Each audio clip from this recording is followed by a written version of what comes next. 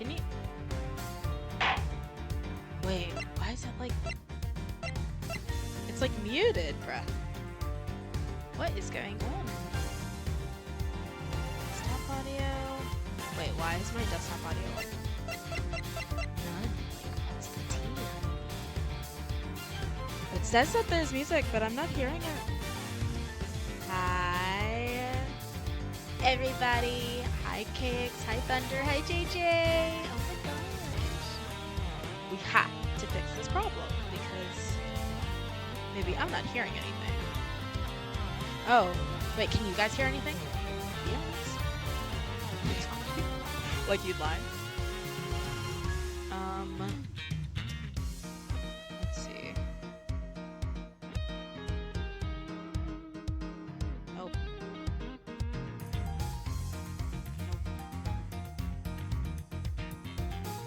What is the issue? Oh, there we go.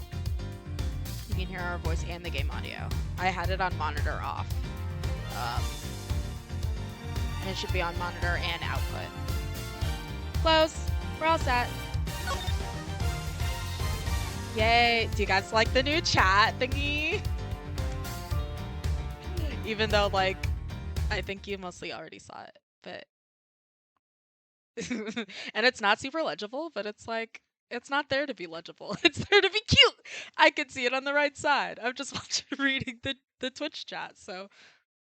if you can't read it, oh, I guess not my problem. Thank you, JJ. Ah! I was gonna say it's a bit hard to read. It is hard to read, but it's like, I mean, I guess I can read it like when cause I do watch back the VODs, and I've been posting the VODs on YouTube. Thank you, Cakes. Wait. Literally, the funny thing is, I was setting up the game in the time I was away, and still I got caught by the log loading screen nonetheless. Yeah, that's for the VOD watchers. And the VODs are up, on a separate VOD channel, with thumbnails and everything, courtesy of Johnny. Johnny was kind enough to, like, edit up some nice quick thumbnails for me. So those are up, and honestly, they're very cute. They're like so cute. Actually, I feel like I should, I don't know. I was gonna say somebody send this to Johnny, but how would you, how would anybody do that? I will just, I'm live, by the way, in case you were bored. Self-care.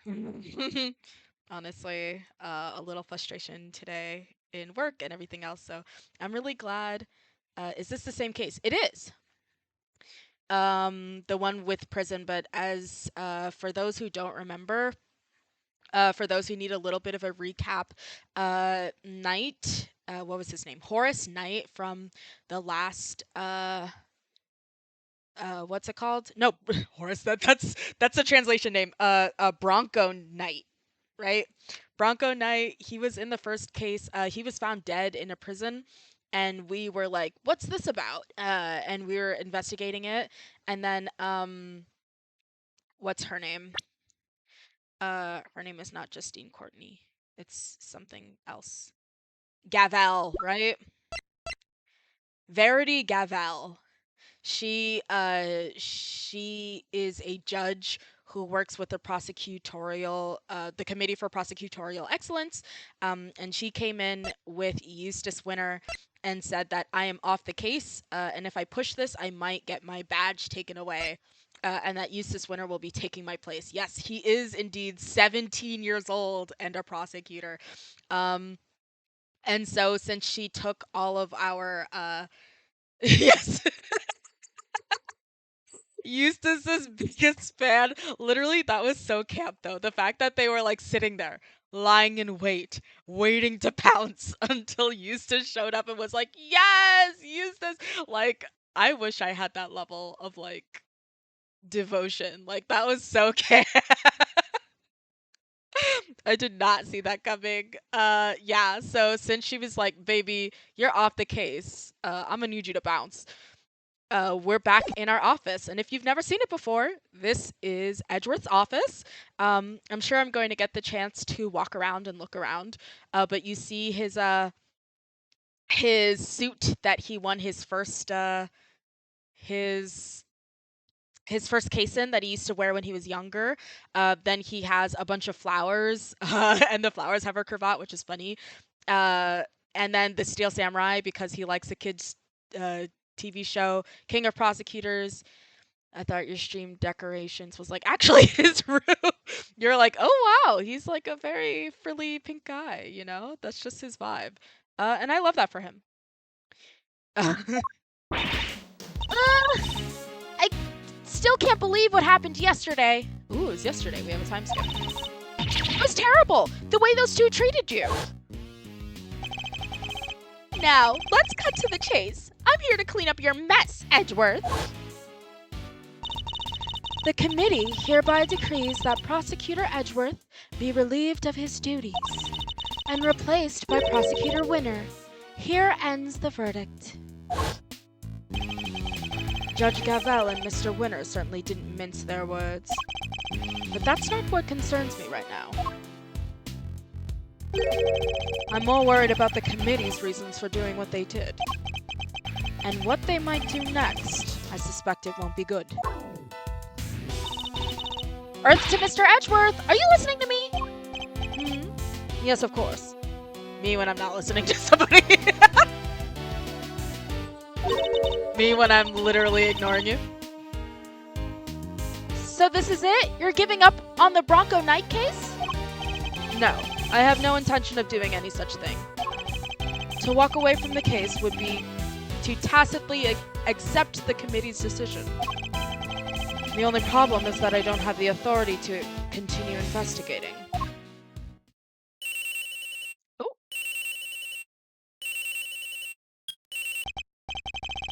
Yes? What is it, Detective? I've got some bad news, sir. Word down at the precinct is they just arrested someone for Knight's murder. What? Do you know who it is?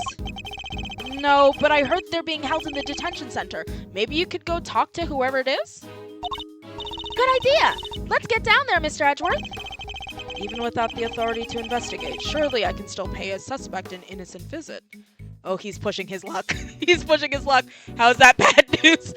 I was thinking that, and then I realized I guess it's bad news because Gumshoe wants Edgeworth to be the one who solves it. So he's like, wait, bad news.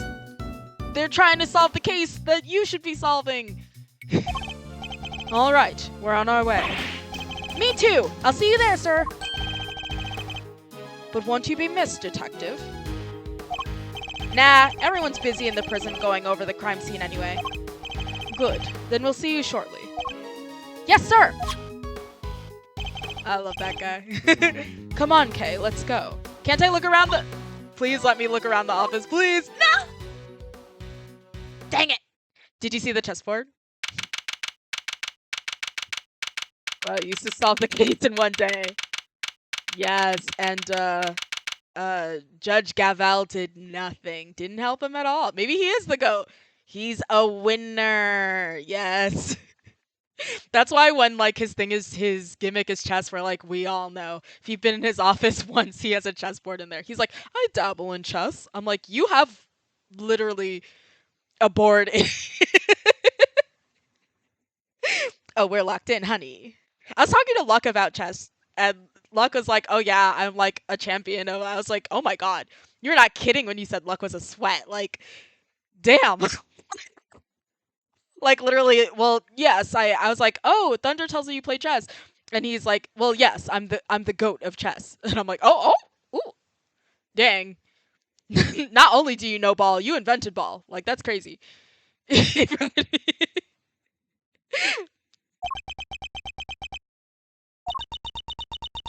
Oh, we're waiting. Still no sign of them, huh? Indeed. Wait! This is just like last time! Please don't tempt fate like that. A man died, Kay, bro. It's probably Edward level. Honestly, yes. Wait, who's better, Luck or Gray? I gotta know.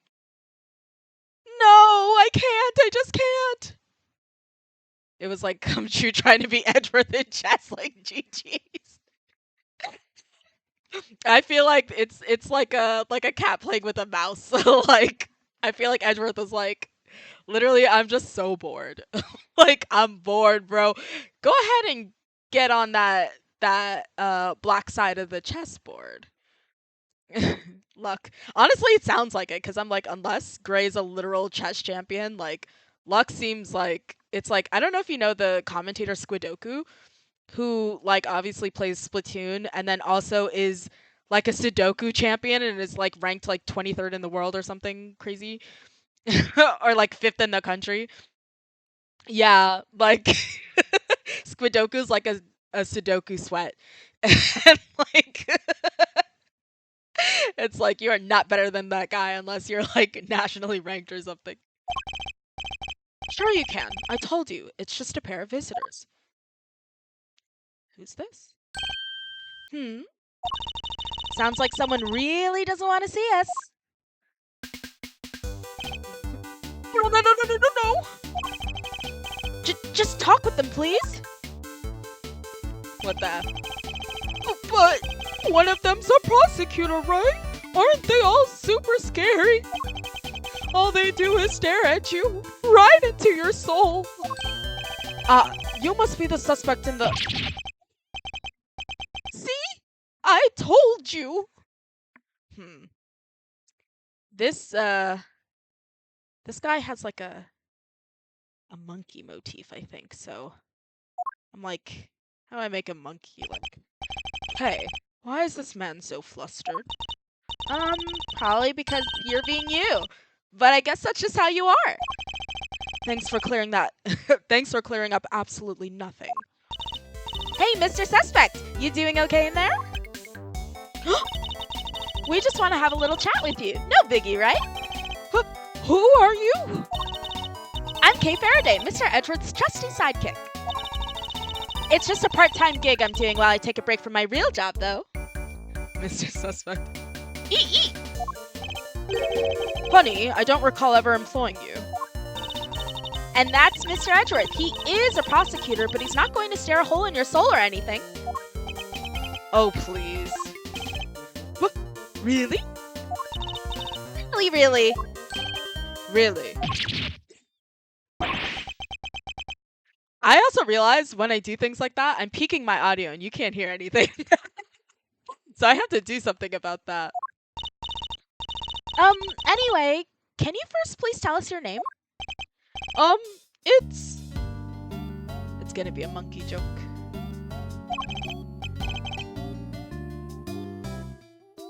Simeon Saint. It's Saint. Simeon Saint. Simeon's ain't? I don't know. I feel like there's a joke here I'm not getting. Like Simeon's ain't or Simon Says. Simon Free. No, yeah. No, that's not crazy though. Yeah, maybe. Simon C. Huh. Saint. Me just saying words. Well, in the translation, his name was Simon Keys. Simon Keys. Like, I'll spell it for you guys. It's like Simon Keys. Like Simonkeys. So I'm like, Simeon. Maybe it's supposed to be kind of like Simon Saint. Maybe it's like Says. Maybe that's what it is. Maybe you're right. I think it actually is Simon and not Simeon. That's the joke, is that it's maybe Simon, but it looks like Simeon. I don't know. I don't know how to spell Simeon, so I can't speak to it. I guess I'll say Simon, just to make my life easier, so I'm not... I have enough double names that I'm learning.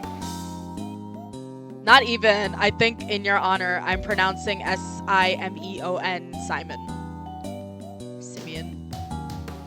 Well, nice to meet you, Simon. You can call me Kay. Everyone else does. Prosecutor Miles Edgeworth, I would like to ask you a few questions, if I may.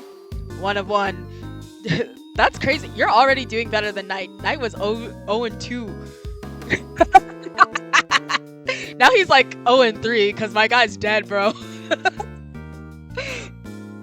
0-2 to Killer and then like another L. Like, but it's kind of sad because wait. There we go. He's 24. He died pretty young. That's like pretty young. Simon Saint.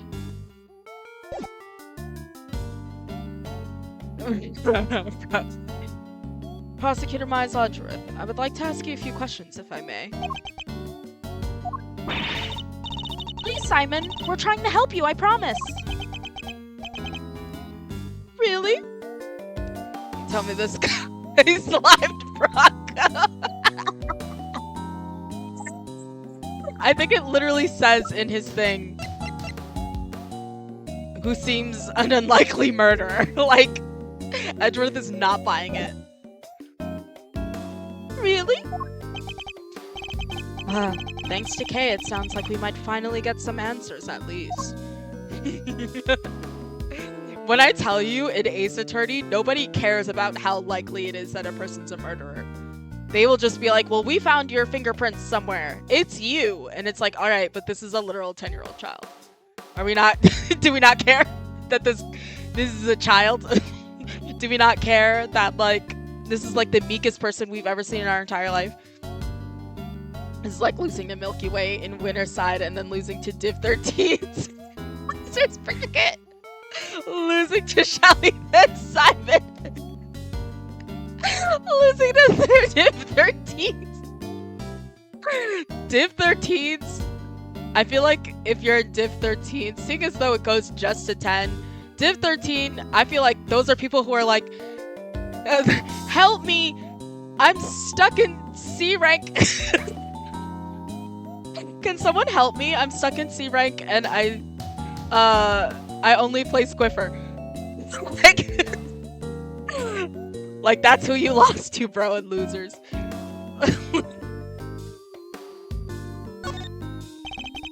Perhaps you could start by telling us a little about yourself. Oh, me? But why would anyone want to know anything about me? I feel like that voice is too annoying to listen to. Perhaps had to watch a tutorial to beat the tutorial. Bruh. I'm boring. I am nothing. I'm a nobody. Do you have a job? Wait, screen cap that. Do you have a job? Son, I'm crying. He said, do you have a job? Like, I feel like I need to be sending this screen cap to some people. Like, some people so jobless on Twitter, I need to go ahead and hit them with this screen cap, bro. Do you have a job? Well, it's hardly worth mentioning, really. In your DMs. Wait, really? Thank you, bestie. Do you have a job? I appreciate it. It is. Hi, Johnny. It is. The gang's all here. We're ready to go. I'm your average corporate pencil pusher, just like everyone else. Everybody else. Honest. How camp is it? Oh, how camp it is. How camp it is. It's very camp. It's camp that someone's doing tomfoolery and I just hit them with the Ace Attorney investigation screenshot. Do you have a job? Quickly. This is going to take a while. Thank you. Dorito that I will pretend is pizza. About you and Mr. Knight. And just when I thought we were making progress. Okay, am I gonna have to do logic check on this guy? Not logic chess. Mind chess? Acknowledgement, Dorito. Is that what that is? I've been acknowledged, and I appreciate that. Hey. So, Simon? Did you know Mr. Knight? Come on, you can tell me. Double the acknowledgement. I feel so seen in this moment. But Bronco? Yeah, I knew him. He was... We were friends. Interesting. I wonder if you knew that Knight had been arrested. And, did you know that Mr. Knight had been arrested? Yeah, I even came to visit him. He came to see Knight? I wonder when that would have been. And when was that, Simon? It was the day before yesterday, around lunchtime. I came to as soon as I got the call from the cops. The police called him? Why? How come the police called you? They said Bronco asked them that he needed a favor. A favor? Uh-huh. He wanted me to bring him his chess set, the pocket-sized one. Okay, so good. Yeah, she's personable. There's been more than one, it's a running joke that Edgeworth has trouble getting information out of people because he's too intimidating. Like, his stare is just too intense, and people buckle under the pressure, I think. Which is not crazy. He tried to stare down that dog, remember? So I went by his place, and then I came here. A chess set? A chess set? Is it just me, or is she getting better at stealing my thoughts? You do know everything you think is written all over your face, right, Mr. Edgeworth? Yeah, I'm not a mind reader, I'm just an expression reader. Amazing, right? Don't you just love having a sidekick as helpful as me? And have you read what my next move is going to be? I sure have. There's something you want to show Simon. What's that? Oh, this? Indeed. Let's present it to him and see what he has to say about it. Not before I show him my badge. Wait, they let me check it. That's crazy. What? No, I can't. I couldn't. There's no way I could be a prosecutor ever. To take that thing away from me, please. I wasn't going to give it to you anyway. So what? You're going to arrest me? Take me to court? I am not. I just showed him my badge. I was just curious what he thought about its cool guy design. I'm not doing anything. No objection. I knew it. Overruled, Mr. Saint. Now please, calm yourself.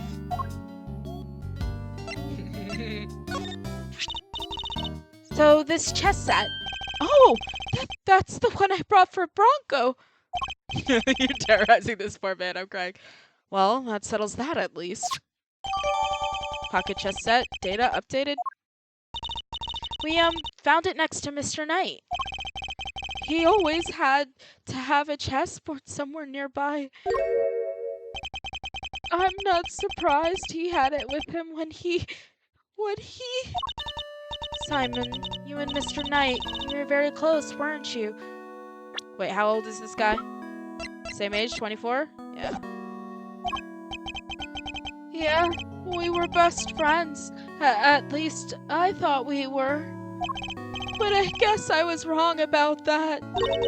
What do you mean? If I knew him so well, why was it such a shock for me to find out he had killed someone? It's not easy discovering that someone you're close to has committed a terrible crime. He would know. He would know! It's a very bitter pill to swallow indeed. How could it all end like this? I could never have imagined doing something so awful. Something's not right here, Mr. Edgeworth. Could it be that he definitely didn't do it? Could that be the thing that's not right, Kay? There's just no way Simon murdered Mr. Knight. Yes, he certainly doesn't seem to have an obvious motive. Then again, he wouldn't have been arrested for no reason either. I wonder what grounds they had for doing so. Why were you arrested, Mr. Saint?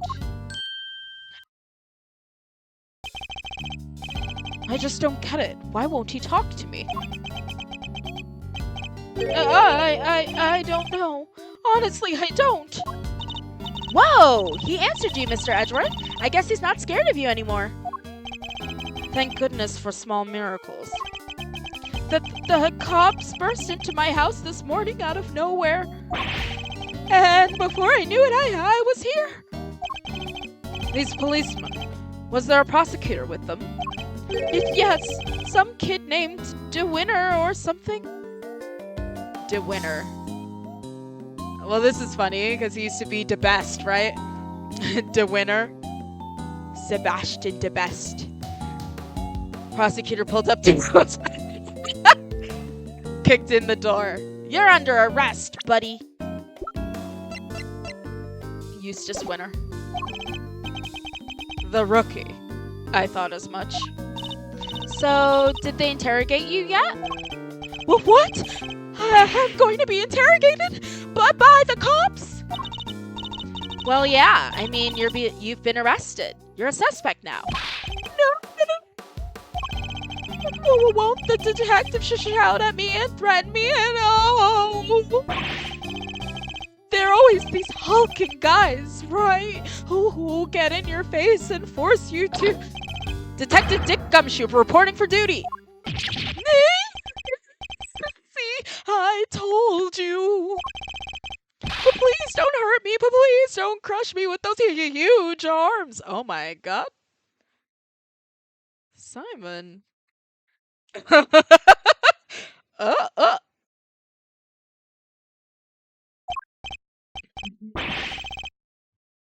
No, please. I'm calling the cops.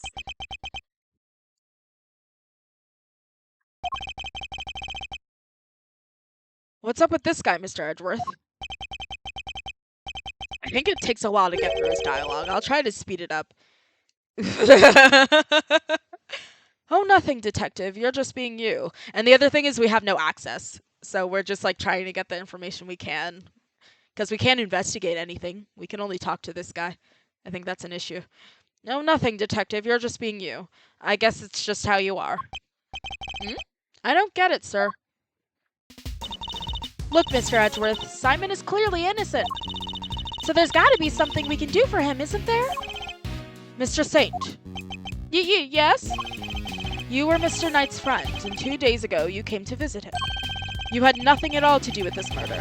Is my understanding correct? Yes, I didn't kill anybody. Very well. Then I will choose to believe you, and I will do all that I can to assist you. But why do you help a nobody like me? Let's just say I may not be doing it solely for your sake. I have something of a personal interest in this case. That's right, it's payback time. We'll show those two whose investigation reigns supreme. Ooh yeah, now we're cooking. Unfortunately, I still lack the authority to conduct said investigation.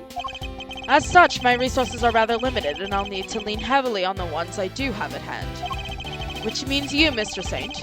Your information will be invaluable going forward. In other words, let's see if we can't help one another out, shall we? Oh, I just thought of something! Why don't you just borrow an attorney's badge? Then you could represent our pal here. Now's not the time for jokes, Gummy. I mean, Mr. Edgeworth is a prosecutor. He couldn't defend anyone if his life depended on it. Wow. But I wasn't kidding. I just thought helping suspects, that's what a defense attorney does, you know? Sure, but we can do that too. The only thing that matters is that we find the real culprit in the end. He just saved Miss Lloyd. Exactly. So come on, let's get to work. Yes, ma'am. Where are they going? I'm sure you know already, but just to be clear, if our investigation ultimately proves you to be the culprit, we'll have no choice but to treat you like any other suspect. Eek! But you needn't worry. I believe you. At least I have decided to try. For now. Just hold tight and try to believe in us in return. If nothing else, it might help you to feel a little less alone. Now, if you'll excuse me. Oh, this defense attorney behavior. See? Prosecutor's gambit.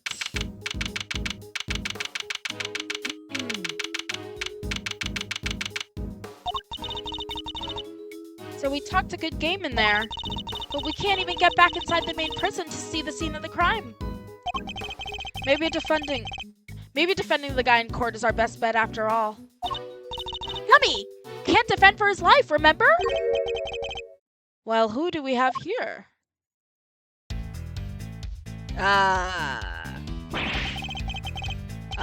Something Fender.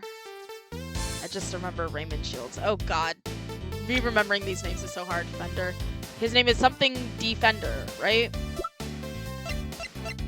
Ed Defender, yeah. Eddie Fender. If it isn't Edgeworth and the gang, what are you cats doing here? Fender Benders, right? He's a mess, like a car crash. Wait, he's a defense attorney. He should have access. Hey, buddy, let us in. Listen, pal, if you come to harass Mr. Edgeworth again, I'll... Hey, easy there, Detective Flatfoot Sholmes. I'm here to work. Work? What, you're here to defend somebody? Whoa! The K-Meister nails it in one. Aren't you just the uber intelligentes one of the bunch? This is so many languages.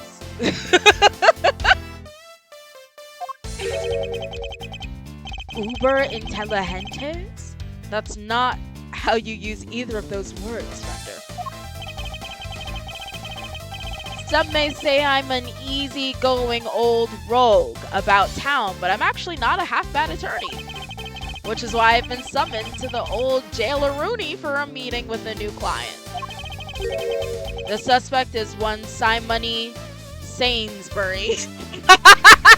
Not even close. Simony Sainsbury. What is this? You mean Simon Saint? Wow, that's freaky. You know more about my job than I do. Wait, Mr. Edgeworth. Mr. Fender's a defense attorney. Are you thinking what I'm thinking? I fear I might be. In fact, it might be our only option. Not so long ago, I found myself embroiled in another case that wasn't mine. I managed to worm my way onto the crime scene by agreeing to be a certain someone's subordinate. We gotta collab with Fender. Or break emoji. It's hard out here, but we gotta listen. You gotta do what you gotta do. You gotta take what you can. I'm crying so bad. We have to collab with Fender. That's hard. That's a hard pill to swallow.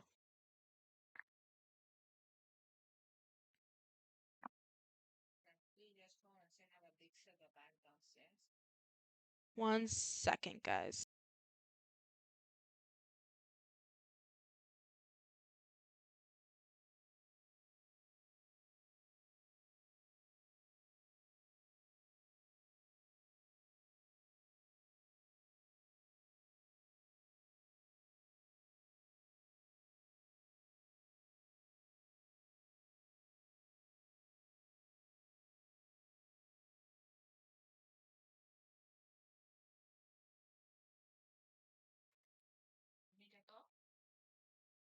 That's okay. I'll just be quick.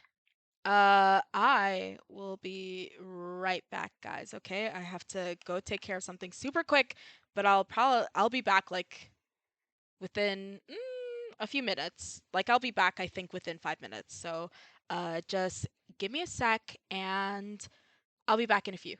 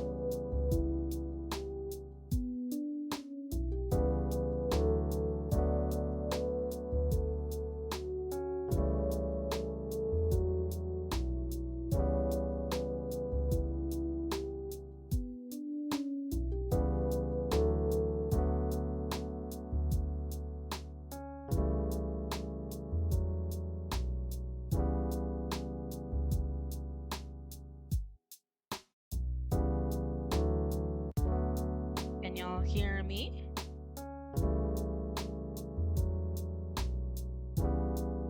I am back. All right. Hopefully nobody went too far. As we were. Hello, Thunder. I am back. Not an experience I ever want to repeat, but I fear I may have little choice. When was this? You were, like, working under somebody? As their assistant? I don't remember. Thunder, before you say another word, I just gotta point out the fine print. Eddie Fender does not take on associates. Say it ain't so, I hear you protesting, but pompous prosecutors are a no-go. Especially those of the Von Karma variety. I should have known he wouldn't forgive me that easily. I understand why you wouldn't want to work with someone like me. What's more, I understand how you feel about all things Von Karma. But please, believe me when I say this. Believe me when I say, I'm not the man I was back then. I'm no longer under my old mentor's spell. Now. This is an Ace Attorney 1, I guess spoiler is the word. Do you want to know what's being talked about here? Or are you like, oh, like, I don't want to be spoiled or whatever? Like, do you want the explanation of what's going on here? Because, like, Ace Attorney 1, yeah, is requisite for this. So, Edgeworth, like I said, his father, Gregory Edgeworth, was a defense attorney, and Edgeworth, well, rather Miles Edgeworth, right? Miles wanted to be just like his father growing up. And then I want to say when Miles was around 10 years old, there was this incident where, the DL6 incident. The DL6 incident is where there was this court case going on, and Gregory Edgeworth, his father, was up against this prosecutor named Manfred von Karma, who was well known for being absolutely perfect. He is a prosecutor and hadn't made a mistake in, like, I don't know, like something absurd, like 30 or 50 years. And Gregory Edgeworth was able to put a spot on his record, and I think he got, like, called out for, like, forging evidence or something. And he was given, like, a penalty for forging evidence. And so, what happened is, Edgeworth, like, Gregory Edgeworth was going back home, with his son, Miles, and they got stuck in an elevator. And they were stuck there for a long time, and I think, like, the lights went out or something, and there was a bailiff in there as well, and they were all freaking out because they were starting to, like, deal with, like, a lack of air in there, and the bailiff freaked out and started, like, you know, something, like, he started, like, you know, fighting with Gregory Edgeworth, and he's like, you're breathing my air, stop breathing my air, and I think, like, he, like, dropped his gun or something.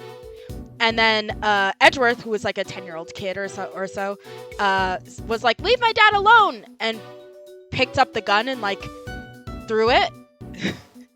And I think it went off. And he blacked out. And then when he came to, his father actually was shot and dead. So for the longest time, Edgeworth grew up thinking that he killed his own father as a kid. And in the first game, in the last case, guns aren't supposed to go off like that, right? I think it's possible if you throw a gun. I think it's possible it goes off. I don't know. I think it's possible, but unlikely, probably. So, and plus he was like a kid. All he remembers is that he threw a gun, he heard a bang, and blacked out, and then his father was, like, shot, right? I swear if you drop, it's, like, never supposed to go off as a rule. Probably. I've never handled a gun in my life. I don't know. And as you see, when Edgeworth said guns don't feel great in my hand, I don't think he knows much about guns either. So he's like, oh my god, I killed my dad. And then through the 4th case in the first game, you find out that what actually happened is he threw the gun. And I think it actually might have hit the bailiff, if I'm not mistaken. But what essentially happened is everyone with air deprivation, like everybody passed out, and what happened was the elevator opened, and Von Karma, who had just gotten the spot on his spotless record, saw everybody passed out in the elevator and a gun on the floor, and he picked up the gun and shot Gregory Edgeworth dead. As revenge. Like, if you see Von Karma, you'll see how vindictive and nasty and evil this man is. So he murdered Gregory Edgeworth with the gun. And, no, I'm sorry. That gun, when he threw the gun, actually, it shot Von Karma. It actually shot Von Karma, not the bailiff. So Miles accidentally shot Von Karma, and then they all passed out, and Von Karma picked up the gun and shot his father dead. And then, obviously, Miles Edgeworth, he was orphaned. His father died, and he was a young man. And so Von Karma said, you know what? I'll take you in myself. And flew him back home to Germany and raised him himself. As his mentor and father figure. So that's the Von Karma way, is that, yes, it's sinister. It's crazy because he murdered his father and then groomed him, essentially. And that is why Edgeworth is a prosecutor and not a defense attorney, because Manfred Von Karma groomed him to be the perfect prosecutor. And Von Karmas are always perfect under any circumstances. They do not lose. That's like the thing you learn about like Von Karma's quote unquote, right? And so he's like a de facto. So I started wearing a fedora. What's his name again? Fender. Eddie Fender. It's because it's I'm not gonna say camp. It's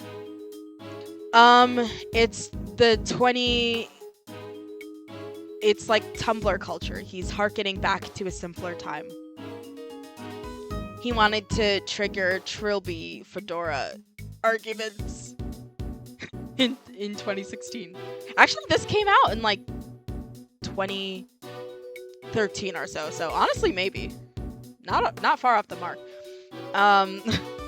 But yeah, Edgeworth, before, like, when Phoenix meets him, he's just shocked to see how he is, because he used to be like so glowing about his father and stuff like that. And when he meets him, having been sort of groomed by Von Karma, Edgeworth is like ruthless, will do anything for a guilty verdict, does not care if you're guilty or not. He believes everyone is guilty. Edgeworth is just completely ruthless. There are what's the word? Rumbles that he may have forged evidence. Von Karma is said to have forged evidence more than once. You do anything for the guilty verdict. You do anything to be perfect. So I think that's why you have Eddie here being very skeptical of Edgeworth, because he was bred in the Von Karma way, and Von Karmas are underhanded and ruthless and not great people, typically, one could argue. And I will tell you this, Von Karma is bar none the hardest prosecutor you ever have to go up against. And it is in the first game, mind you. So when you're playing against him as a defense attorney, you realize why he went something like 30 years, if not longer, with a perfect win record. Because you're like, oh my god, this guy, he's something else. Anyways, that is the background. That's why you see me when I have a public defender and I'm up against Von Karma. You're done, buddy. You're going to jail. You're getting the death penalty, baby. I'm so sorry. It was nice knowing you, though. Like, I'm glad I got to know you. That's why he's like... And that's also why Edgeworth wears a cravat. If you see Manfred von Karma, it's going to make a lot of sense to you. Why he is the way that he is. And why he dresses the way that he does. I understand why you wouldn't want to work with some, yeah. Especially those of the Von Karma variety. And he keeps saying, oh, like, you're a Von Karma. It's not crazy. It's not crazy. I'm not the man I was back then. I'm no longer under my old mentor's spell. You better believe it, pal. Mr. Edgeworth's a changed man. Sure, he used to be the demon prosecutor. Yeah. That's what they used to call him, the demon prosecutor. Edgeworth went 5 years straight, I think, with a perfect win record. But he's not like that anymore. I do have feelings, Detective. He's right. Mr. Edgeworth's one of the good guys now. He's not just a prosecutor, he's a hero. He got me off the hook just last month. You don't say. Well, that escalated quickly. Oh my god, maybe he is tougher. This guy's like a millennial. What is this? Oh my god. But he was. There's no other word for it. He was heroic. Great thiefy, even. Please, Fender. Don't you think there's something odd about the way the committee stepped in yesterday? There's more to this case than meets the eye. I'm certain of it. I can't just walk away from this. I can't! Please, allow me to help you with this investigation. Ooh, a bow of the head. Show of respect.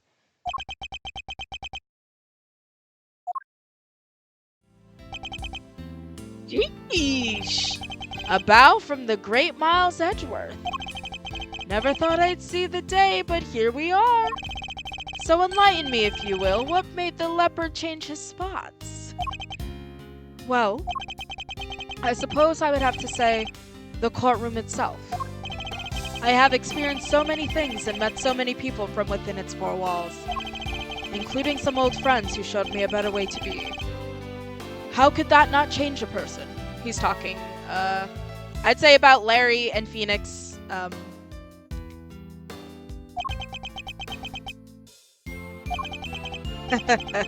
well, I'll be. The old you would never have bared his soul like that. That was beautiful. You might have even surprised you-know-who, and you know how much that takes. Tell you what, here's what we're going to do. We're gonna start again with a clean slate. So, this is me. Edgeworth & Co. Law Office's Eddie Fender Senior Partner. Edgeworth? That's right. Mr. Fender here began his legal career as an assistant to my late father, Gregory Edgeworth. What? Your dad was a defense attorney? So the you-know-who Mr. Fender keeps talking about is... The clever K-Meister nails it and won yet again. That's right, I was talking about his old man. Guess you all noticed I kept his name over the door, so to speak. At least I could do for old Gregory, really. Listen, Edgeworth. Miles. I'm going to level with you here. I don't trust you. Not fully, anyway. I can't just forget about all those years you spent licking Von Karma's boots, you know? Anyone can say they've changed. I'm just going to need you to prove it. And besides, you know it's what Gregory would have wanted. Very well. I accept. Okay. Then that's enough hardball for one day. Let's move on to the fun stuff. I hereby appoint you interim associate of Edgeworth & Co. Congrats, man! I will try not to let you down. Well, doesn't this bring a tear to the eye? The prodigal son coming on board at his late father's firm. Permission to come on board too, please, Mr. Fender. You don't even have to ask, kiddo. Welcome to the crew. Yo! Ooh, that's what it's looking like. Make sure you don't get in trouble with the board for being a defense attorney, Loki. Woohoo! Thanks, Captain. Alright, I guess it's time to go to work. So, where to begin? Any bright ideas, Miles? Where were we when we were so rudely interrupted? Miss Thing was being sent to solitary, bro. Well, I guess it's safe to say that probably wasn't the victim. Indeed, it sounds more likely to have been the person who found his body. I believe we need to speak with the person who found the body. Just what I was thinking, eager associate. We do indeed. Still the type to smile and nod, I see. That will certainly make my life easier, boss. Now that that's decided, let's get going. What about me? I'm a detective. I can't just hop on board as an attorney's assistant like you guys. He has a point. I can't leave him adrift on his own, now can I? Detective Gumshoe, I have a special assignment for you. I actually really love... What's the name of this song? This is Gumshoe's theme. And I forgot the name of it, but... I love Gumshoe. You ought to continue investigating the case under Mr. Winter. And if you happen to discover anything that seems useful, you are to notify me immediately. What's the tea, honeybee? Usually detectives put the clues together. No. Wait, not too much. Not too much on Gumshoe. Listen. He's kind of watching Edgeworth work. That's because Ed do his job. Let me think. I will say in this game, there's not a single detective that does deductive reasoning. They just find the clues, Loki. And the prosecutor like puts the case together, really. So they're all about finding the facts of the case, and the prosecutor is all about taking those facts and trying to weave them into a narrative as to why whomever is guilty. No paperwork to do either.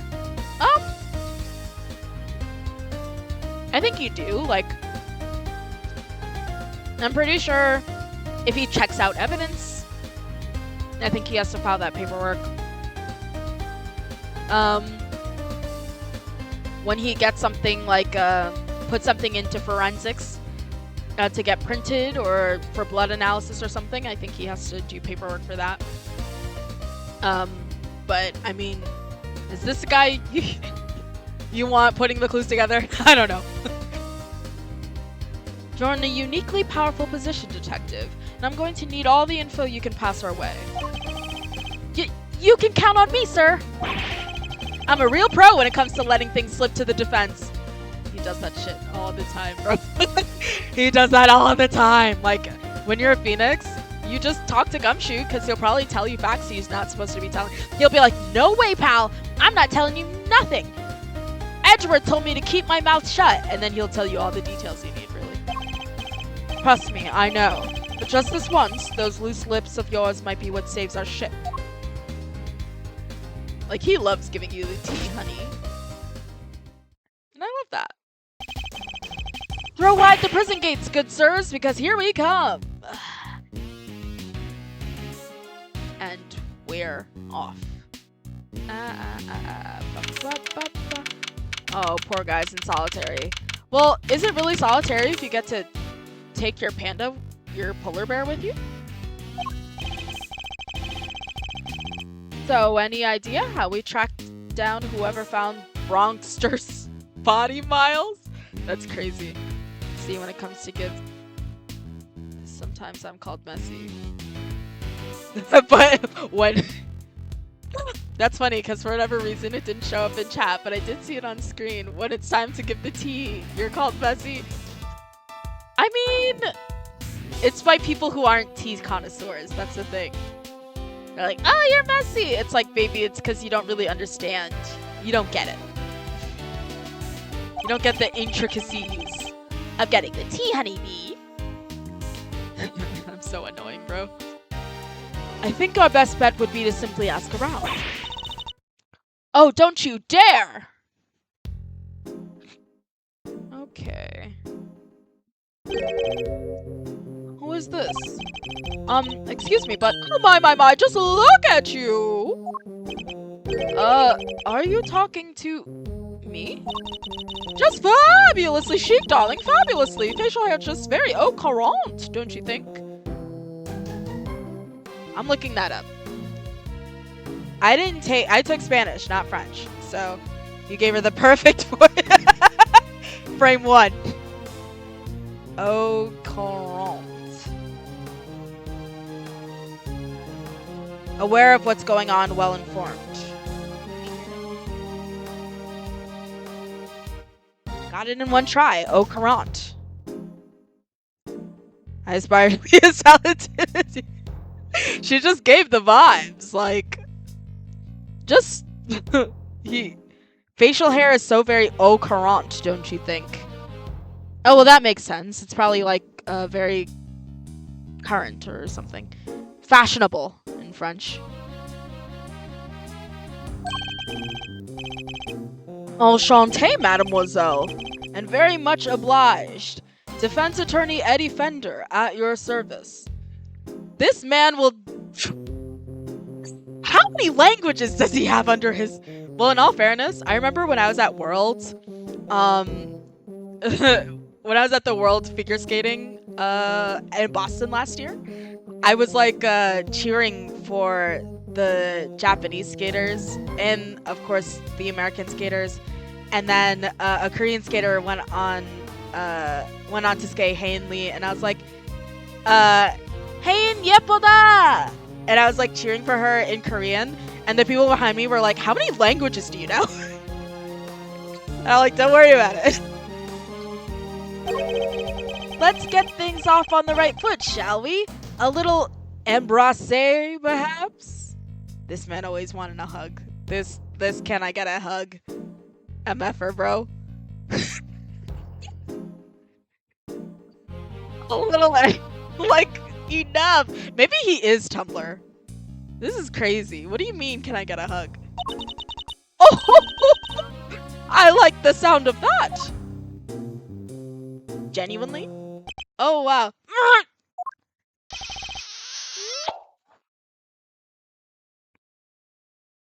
Oh my god. My guy took a knee. Right on the kisser. Well, how else does one greet a new friend? A little smooch is entirely... Oh my gosh! This French, de rigueur. I'm just so curious what it all means. De rigueur is a French phrase meaning required or mandatory by fashion, custom, or etiquette. Let me hear this. De rigueur. Is this how they get down in France? I guess so. Maybe she's French. Whoa, talk about stealing a kiss. Indeed, an act so shameless it puts even great thieves to shame. Physical contact is so very important as a form of expression for our little family. Everyone in this lovely home will tell you as much. Hey, if everyone else is hip to that, I can be hip to that too. Sure. Fifi Lagarde. By the way, warden of this charming abode. Lagarde. Fifi Lagarde. Fifi. I feel like I'm the dumb one. Lagarde.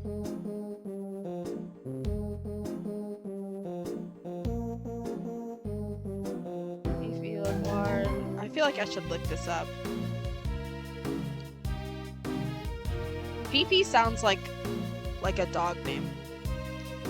Let me see if I can find some information on like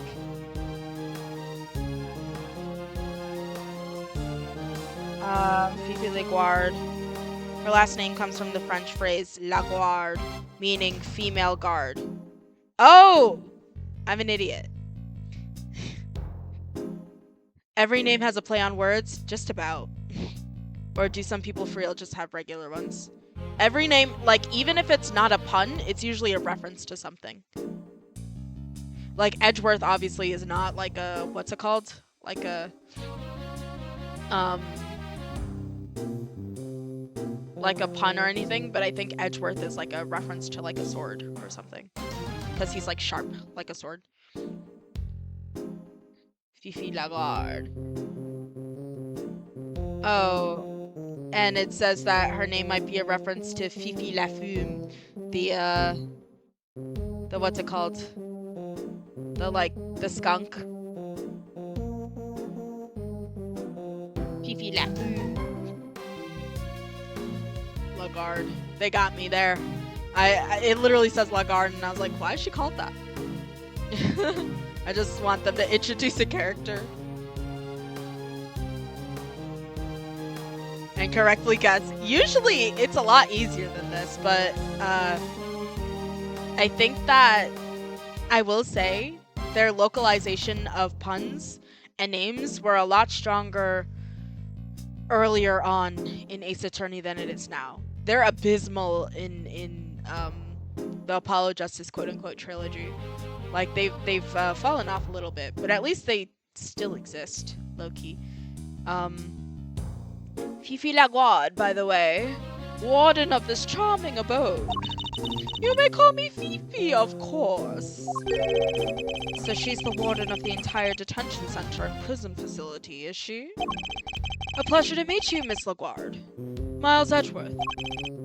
I'm a and I could be wrong. I think it's like someone at one point called him Miles to go, but I always thought Miles, M-I-L-E-S. Miles is Latin for soldier. So I'm like, maybe it has something to do with that. I don't know. I am an associate with Mr. Fender's practice. I hope you don't mind me asking, but were you here in the prison yesterday? Oh, don't be silly, darling. Of course I was. Yesterday was a very important day, after all.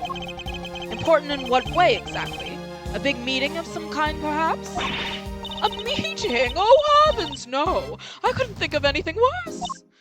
No, yesterday was the circus. Yesterday the circus came to visit.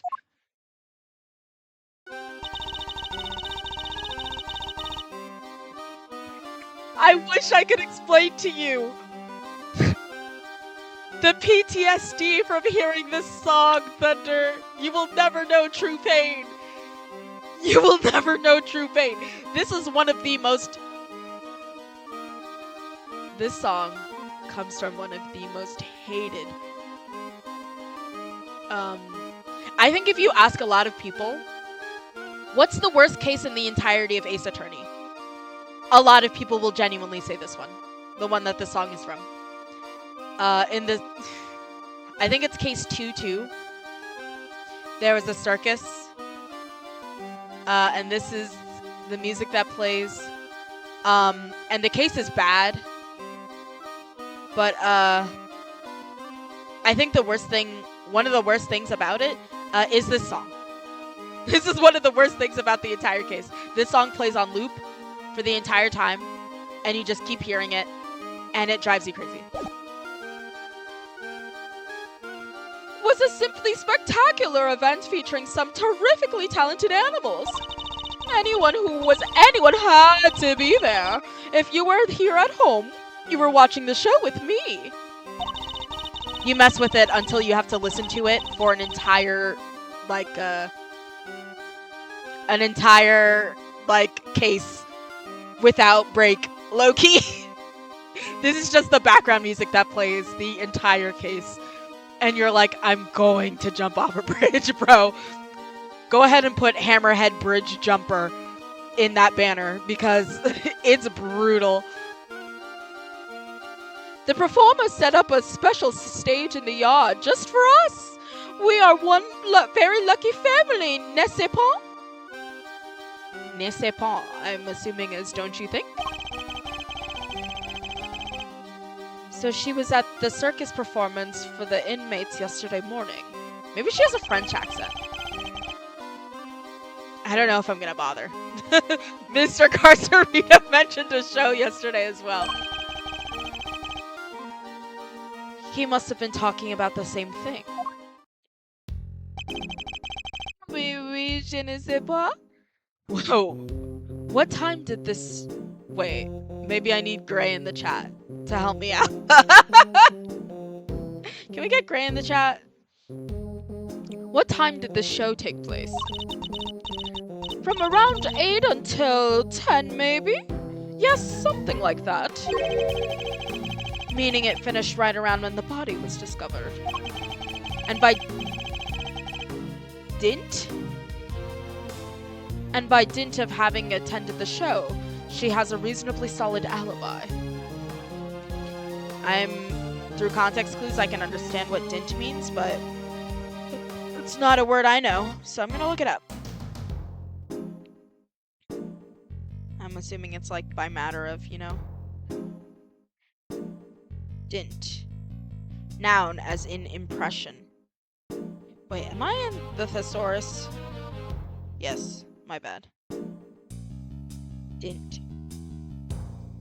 Dint. Force, power. By dint of hard work, she became head of the company.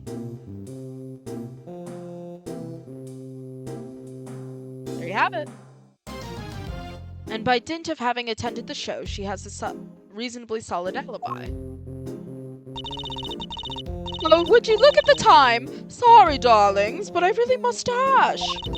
Feel free to explore our home. Mi casa, su casa, and all that. Ciao for now. Bye, diva. Well, what now, Mr. Edgeworth? No problem. Oh, what are you making? I want to know what you're eating. I'm pretty hungry. I came home and I immediately kind of started... I talked to my mom for a bit.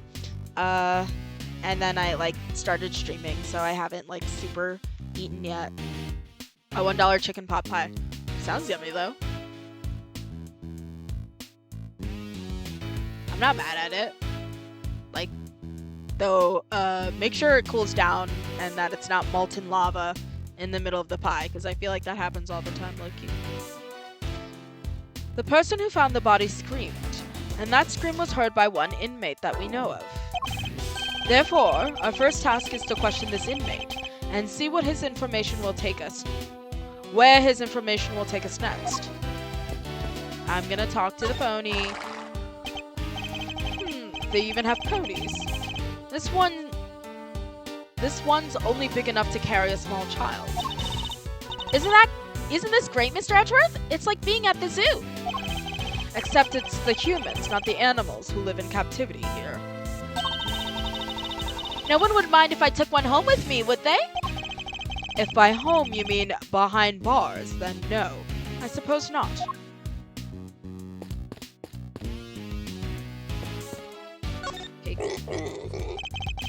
It's a mini pig, I believe.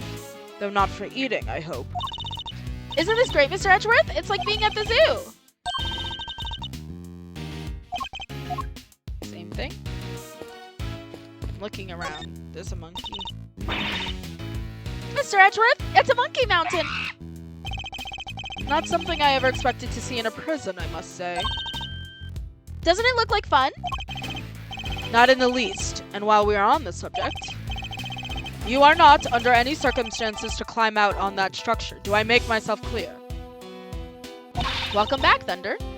But I have to show that monkey who's boss! Did you miss anything crazy?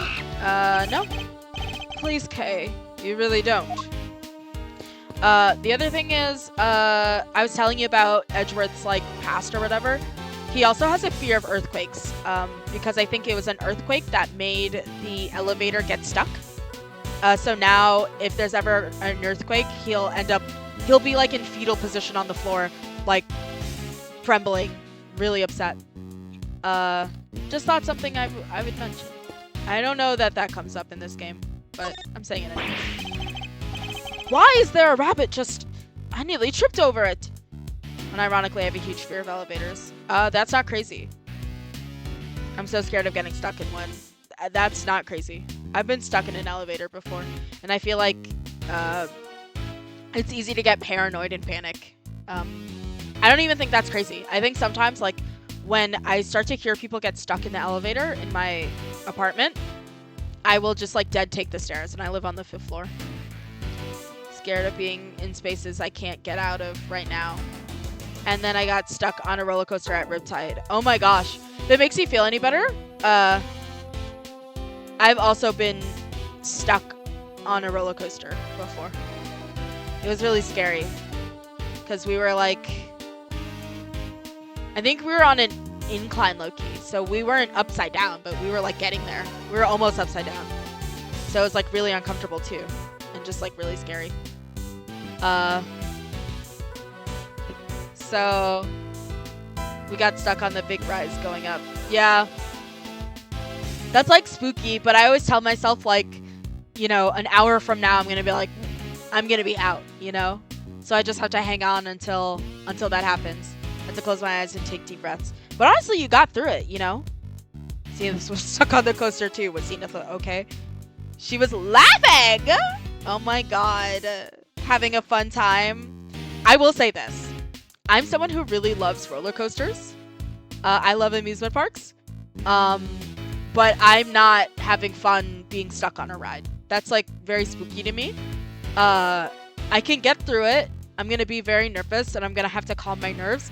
But to me, there's nothing fun about being stuck on a roller coaster. That's like very upsetting and annoying to me. I certainly would not be cackling. I would be like trying to like keep calm and trying to calm down anybody else who's like panicking. I would probably think, I'm not thinking, oh my god, I'm gonna die. You'd rather get stuck on a roller coaster than an elevator. Yeah, that's fair, but I think especially if you're alone, you have a long time. You have several hours, I think. Acknowledgement, Dorito. Hello, Johnny. You have a long while before you ever run into issues like that. And I always tell myself that, and by the amount of time you would get stuck, like you would have to start worrying about like something like air, way over, you know, you'll probably be out. Like the time it takes for the fire department to get to you and like open and do everything like is way over. I mean, like if you're in a thing full of people, that might be a little bit difficult. But like, chances are help will be on the way and it'll be no issue. And worst case scenario, you know, lack of air, you might feel lightheaded. Maybe you pass out, but you'll wake up and you'll be fine. It's usually not an issue, especially if you call for help with the bell ring thing. But I feel you. I'll take the stairs. Maybe you'll pass out. That's like the worst case scenario, Loki. I don't think anyone's ever died from being stuck in an elevator. I think that's a casualty that just like doesn't exist. If that makes you feel any better. I remember hearing that number or something, that like a total of 0 people, even from an elevator getting stuck and then dropping. How many people have died via elevator?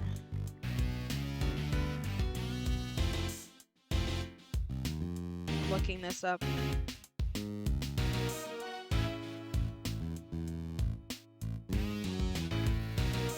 Okay.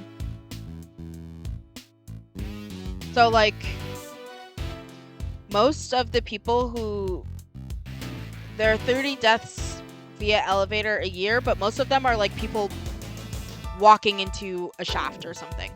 You know what I mean? It's like, it's because you're doing maintenance on an elevator and something goes wrong or something like that. So it's not usually people who are in an elevator, you know, who like die. It's usually like maybe like you step out and you fall down the shaft or something. Something like that. So I think if you're worried about dying like in an elevator that you're using like normally, then that's not really a concern. AI mode. How many people have died via asphyxiation? 6. In an elevator. How many people have died by asphyxiation in an elevator? How many people?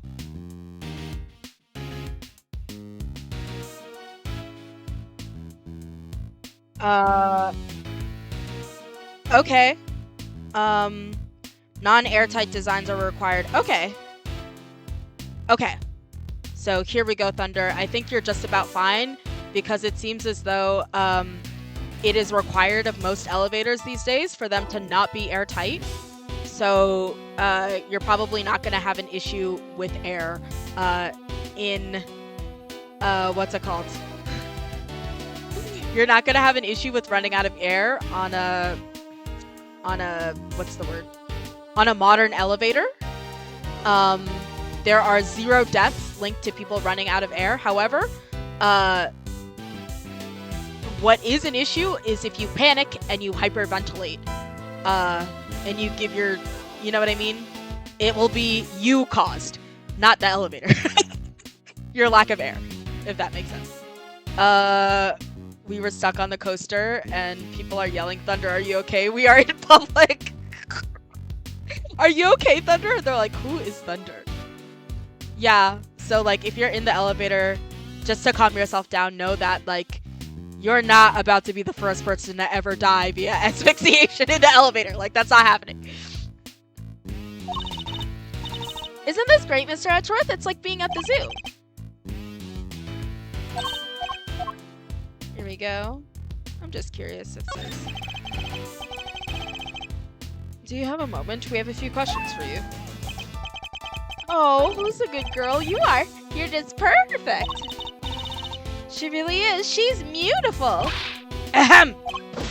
Meow. He's finally noticed me, I think. I was wondering. What's her name? It's Waggy, ma'am. She's my little friend. See who found the body yet? No, I'm an idiot. I'm just looking around. I'm wasting time. Just in case I get, like, you know, an achievement or something. Only cats would dare take a nap on there. Maybe Gummy. Oh. Oh. Alright. About the person who found the body, do you happen to know where he is right now? Should be in one of the workshops, I guess. Usually at this hour. Then it seems the workshops are our next port of call.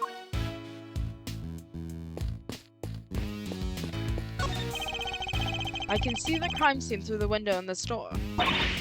Mr. Edgeworth, you can't just shove your whole face in front of a window like that. You have to do it more sneaky-like. Steal a few good looks while keeping a lookout for your enemies. I am not a criminal, Kay. So why should I have to behave like one? Yeesh, I was just trying to teach you my special sneak peek technique. Well, I have no need for any such technique. Thank you very much. Hello? Anybody in there? Nice try, kiddo, but this isn't a bathroom stall. Yo, you there. Could you help us out, my good man? Yes, sir. What can I do for you? Is somebody using this workshop right now? Yes, sir. One of the prisoners is in there. Just confirmed it myself, doing the noontime roll call. We'd like to speak to this prisoner, if that's all right. Sure, I'll go fetch him right now. Won't take a sec.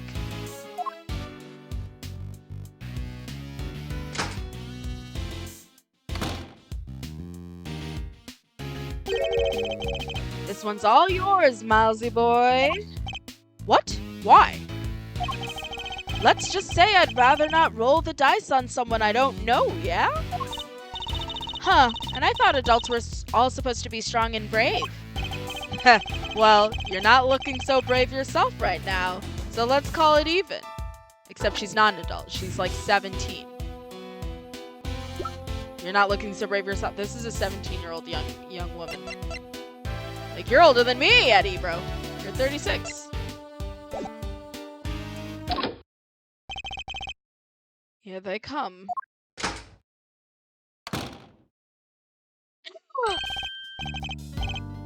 There's just so many references. This guy is Frank Sott. He is the very first culprit in the entire series. This is game 1, case 1. The guy who did it. Oh my gosh. I could literally close this, open, and probably speed run the first case just so you could see this. But I won't. What voice do I give him? Hello, hello. Yes, hello. I hear you wish to speak with me?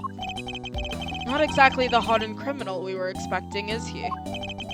My name is Miles Edgeworth. I'm a public prosecutor. A prosecutor, you say?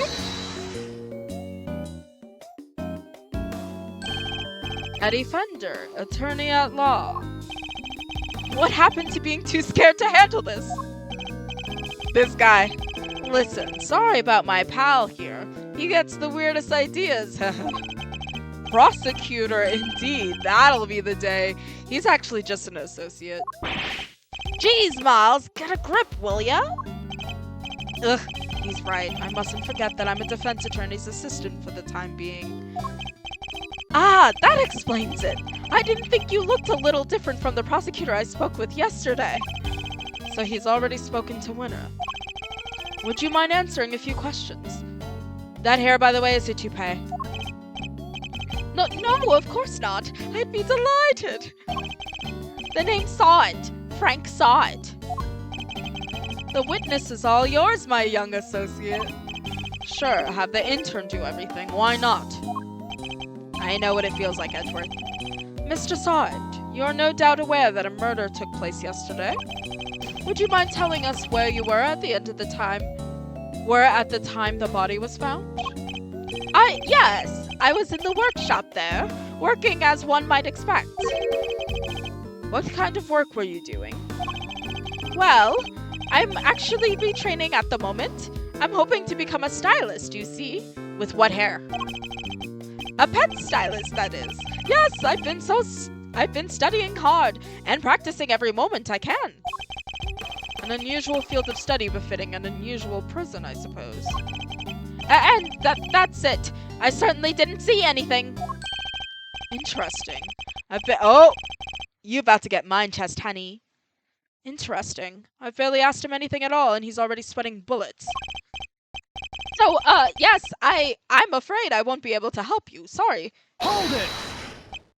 No, I'm the one who's sorry, Mr. Sod. For this interview has only just begun. Well, I mean, even if you were to ask me, You know something, don't you?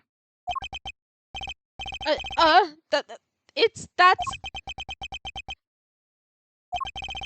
He's definitely hiding something. I'll need to push him a little harder to get any answers. Do I have any pieces of logic? I completely forgot. It's okay, he's already in prison. Oh, baby, this mine chest. If he snitches, he's gonna...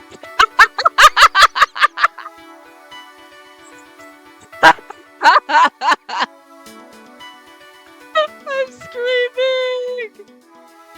Get out, I need to go to my mind palace. Yes! Me when I drag you into my mind palace? You're coming with me, buddy.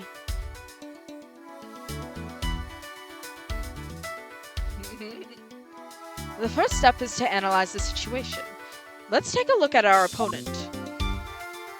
Ooh. I didn't see anything. I really can't help you, I'm afraid. Something tells me he'd be a good poker player. It's hard to tell much at all from his face. Your mind palace is just you explaining Splatoon things. You ready to enter this mind palace on Saturday where I will do nothing but explain Splatoon things? Oh, you're so excited, Johnny. You're excited for the land. My mind palace is just Big Dapple.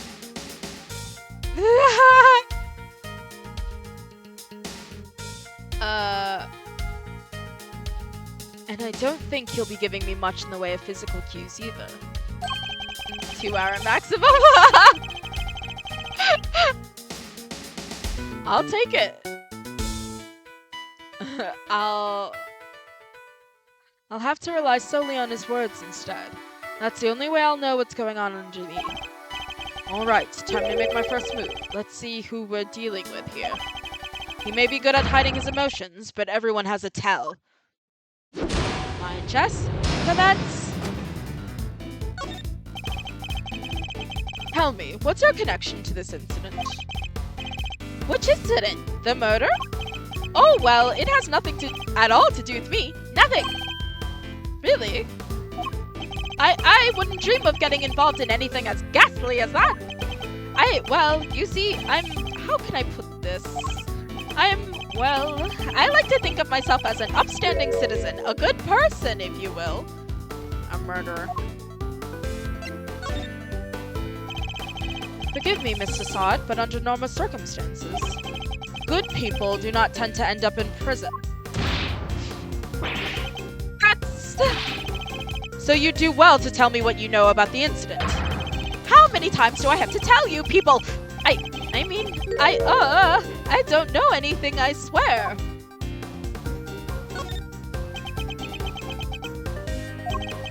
Sorry, I don't know what more to say, but I can't help you.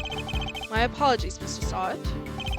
But considering that the incident occurred right here in the prison, I find it very hard to believe you know nothing at all.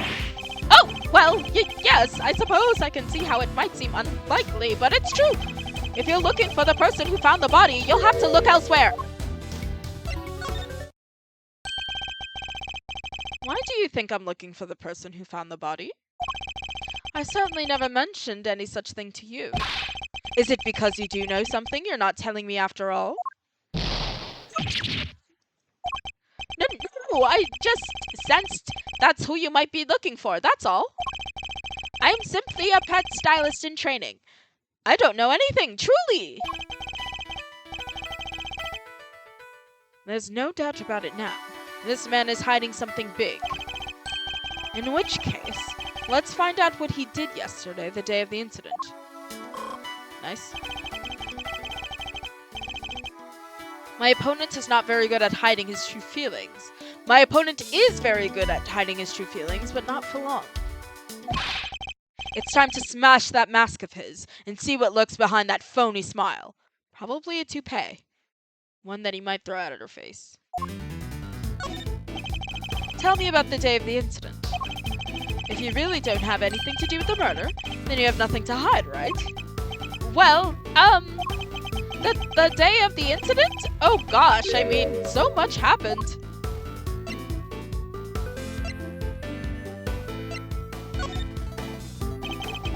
What was it like here in the prison yesterday morning? I really don't remember. I don't have the best memory, I'm afraid.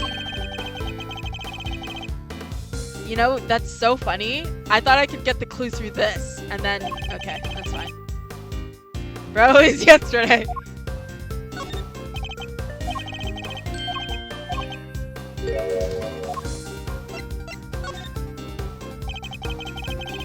I want to know what you were doing, Mr. Sod, in detail. I told you, I'm a pet stylist in training.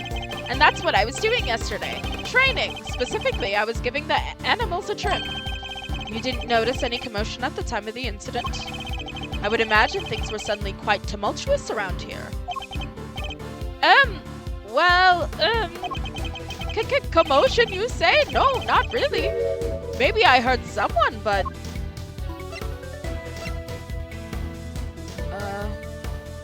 I don't know if I should just wait for them to tell me. Don't try to tell me you don't remember. You continue to assert that you know nothing about the incident, Mr. Sod, but I'm afraid I don't believe a word of it. No, I thought I heard someone yelling, but I don't really remember. The fact that he heard a scream at the time of the murder may well prove to be a useful clue. I would do well to bear it in mind.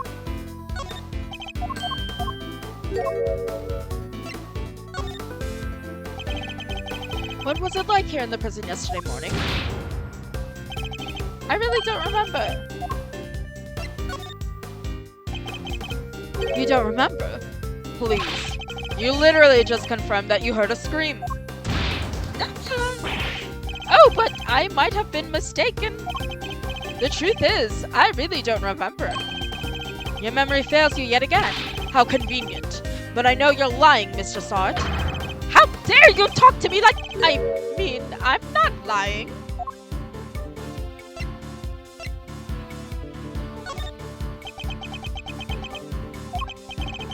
If you must know, when I'm working with the animals and I get into the zone, they're all I see. Am I to understand you have something of a talent for animal grooming, then? Well, my scissor technique could use a little work, but I'd say I'm quite good with the animals. They seem to like me. I'm especially good at calming them down when they get scared. Oh, what they get scared about? Scared? And when exactly do they get scared? Surely it doesn't happen very often. Well, that's... No, thankfully it doesn't. A loud scream would certainly frighten the animals, wouldn't it? Why are you going to such lengths to deny having heard the scream? What is it you're hiding, Mr. Sart? Tell me! I can assure you I'm not hiding anything. I'll admit I did really hear somebody scream. But I'm not hiding anything, I promise. The mask is finally beginning to crack. Now to shatter it completely by asking about the scream itself in more detail. I'm afraid you're about to learn a painful lesson, Mr. Sart. That hiding things from me never ends well for my opponent. Honestly, Edgeworth is so cool. Like, he's so cool, bro. Like, where'd this guy get all this aura, bro?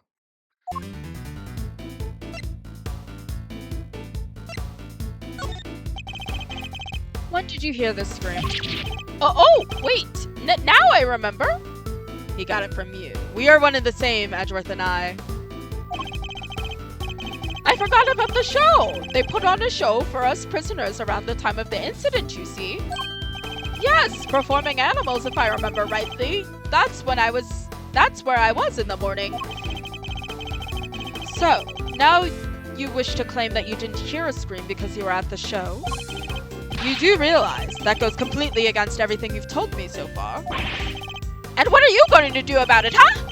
That is, my memory is patchy, as they say.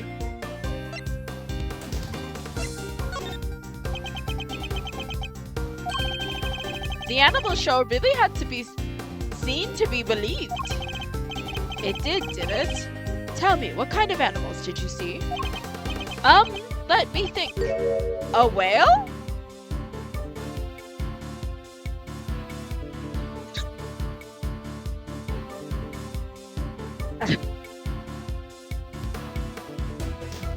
Like, I know you're joking. Like, you cannot be deadass. Let me think, a whale. Don't piss me off.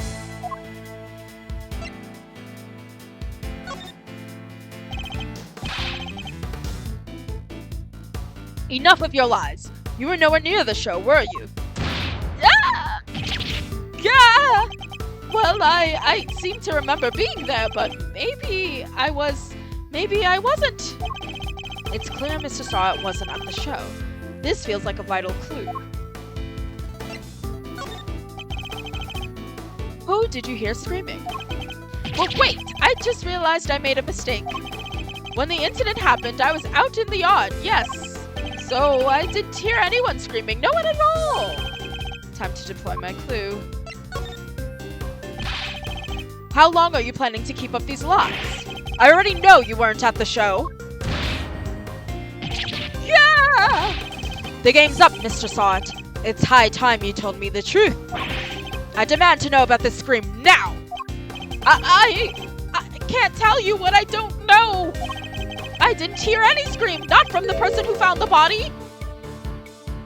Wait, I didn't hear any scream.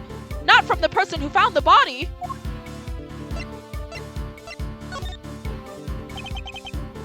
How curious. Most people would assume that the scream had come from the victim. So then, why do you think it came from the person who found the body? Hey, I made a mistake, that's all. How, Mr. Sot? How did you know that it was the person who found the body who screamed?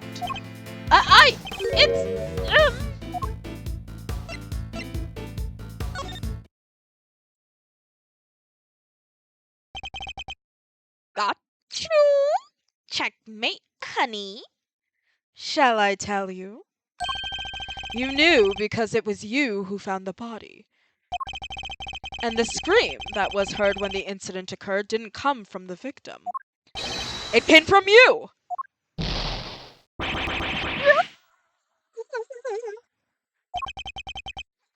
Did you? It's true, I admit it, but what gives you the right to treat people like this? Checkmate. Oh, we ate him up. Oh, we ate him up. Checkmate, honey! Now that we've established that you were the one who found the body, Mr. Sod, I believe you have lost any standing you might have had to withhold your cooperation. All right. You win. I wonder, am I streaming on Twitter? I used Streamlabs, but maybe it just like posted it. Let's see.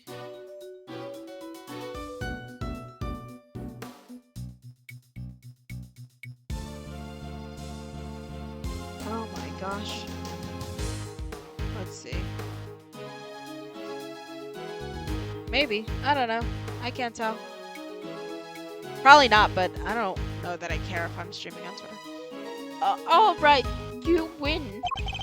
But I'm sure I won't have anything useful to tell you. It probably isn't even worth your time. That's a crazy thing to say when you discovered a body.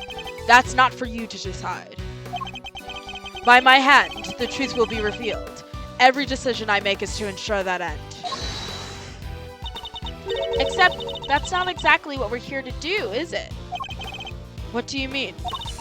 We're not trying to expose the truth, we're trying to save Simon.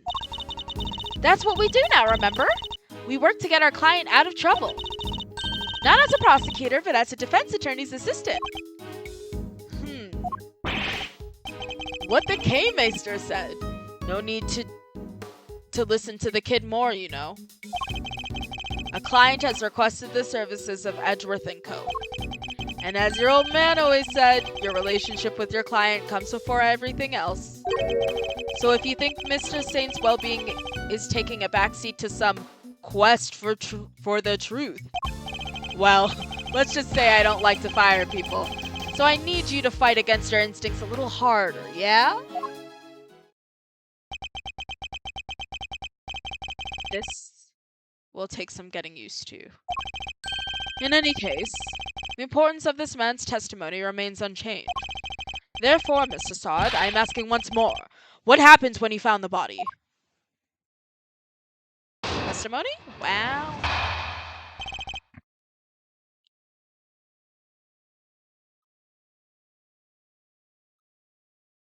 Should I go until 10 and finish off the testimony? Because I'm like, I don't know. I've got good endurance today. I feel like I could probably go until whenever the to be continued is. Maybe. But I'm like, I don't know. Maybe it's better just to have like a... Because I'm uploading the VODs onto another channel. Once again with very nice and stylish thumbnails, thanks to Johnny. They look genuinely so good and so nice. I was like, whoa, this is a real channel with thumbnails. Thank you, Johnny. No, truly. I was like on the absolute struggle bus and they genuinely look really nice. And I really love them a lot. So maybe just a testimony? Okay. Put a gradient over the background. Listen, And that's not something I could do because I don't have an editing software at the moment. And you could have not done that. You could have not bothered. So I really appreciate it, especially because to me they look so nice. Okay.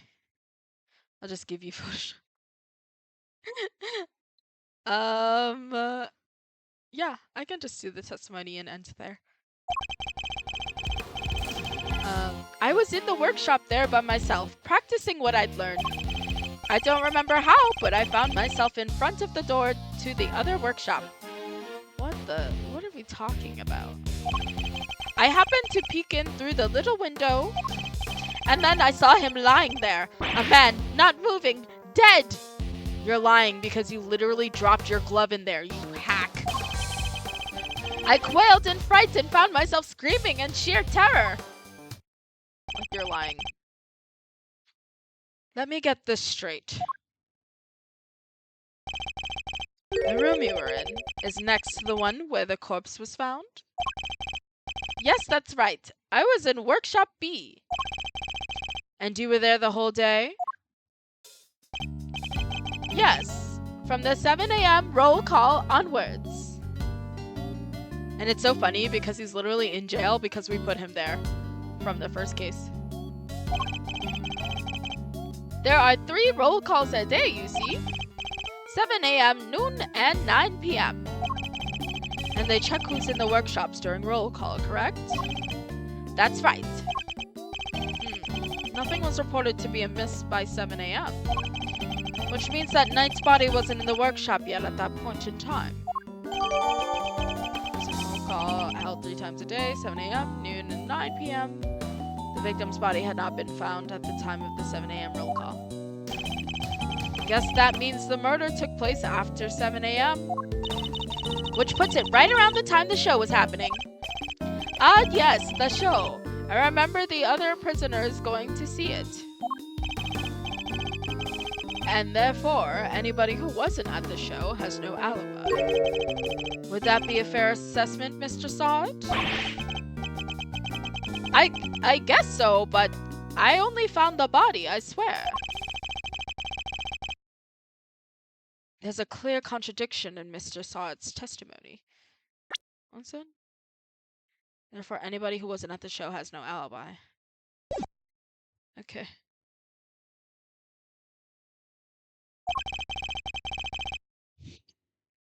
Rooting it out should be my first priority. I wonder if, like...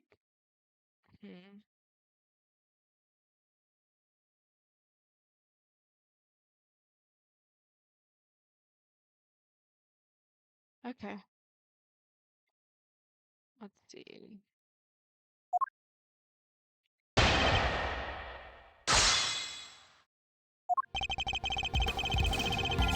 Also, doesn't Photoshop, like, isn't that, like, low-key a subscription? And it's like, what, do you have, like, a pirated Photoshop? Like, it's snack. I was in the workshop there by myself practicing what I'd learned. I don't remember how, but I found myself in front of the door of the other workshop. Hold it! You found yourself there? Really? That's right, and then I found myself peeking through the little window in the door. Why did you think to do that? Gosh, I don't know. I just found myself doing it, really. You clearly weren't concentrating on your work then. No, that's not true. I'm a model prisoner. It's just all the other prisoners had gone to watch the show. I guess I was, well, kind of lonely. Like being stuck at school after everyone else has gone home, huh? Yes, exactly like that. Anyway, I found myself in front of the door to the other workshop and... I happened to peek through the little window.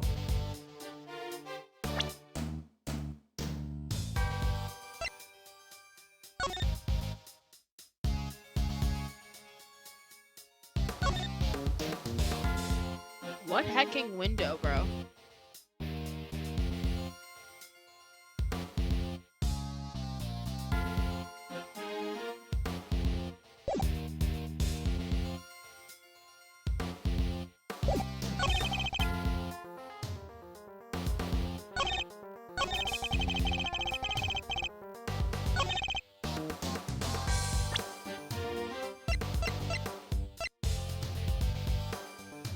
They open the doors if an animal is detected, but raise the alarm if an inmate's bracelet. That chicken pot pie was so good. Good! Right? Did you burn yourself? Be honest. Prisoners are not allowed to open.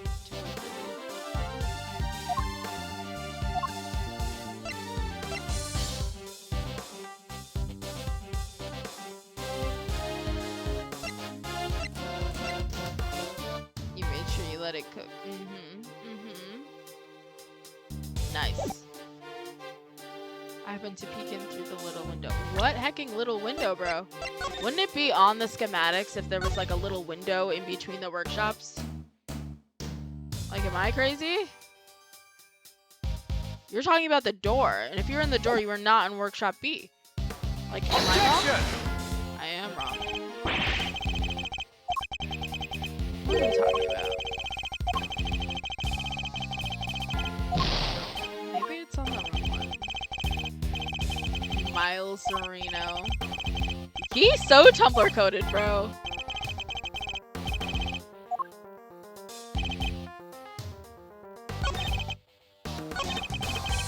I felt unfrightened and found myself screaming in sheer terror.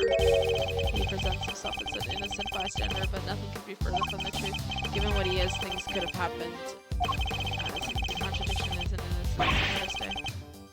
Yeah. I was in the workshop there by myself practicing what I'd learned. I don't remember how I found myself in front of the door to the other workshop.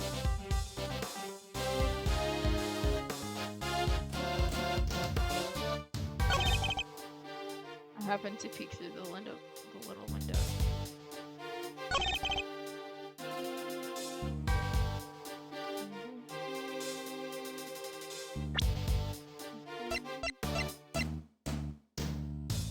I'm like not paying enough attention. Okay, they open the door.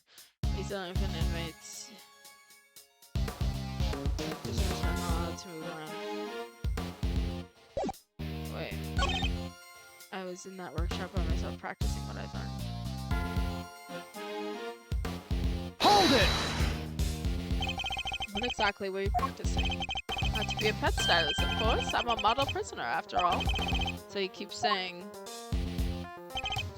And I remember how I found myself in front of the door to the other workshop. You just left? That's what's like weird. It happened to peek through the little window. I don't remember how, but I found myself in there. Oh, my controller drift. My controller drift! Door to the other workshop. I happened to peek in through the window. Hold it! Does that mean you didn't get a look inside? No, I couldn't. The window was not only small, but it had bars over it, you see? Not exactly a panoramic view. They're just so the guards can check what's going on, right? That's right, yes. You're a very knowledgeable young lady. You bet. I guess you could say I know a little something about prisons now, too. I'll have to remind myself to address this newfound interest later. Anyway, yes, I peeked through the little window in the workshop door. And then I saw him there, a man not moving, dead.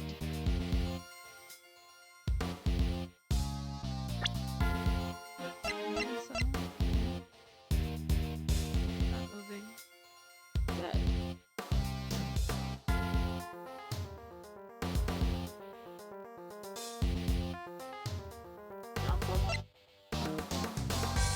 Wait. Oh, this is the issue. I'm an idiot. I'm a complete idiot. I don't think from where the you can't see them. That's not possible. Where the door is. If you look into workshop A, I don't think you can see the body. It's too deep inside.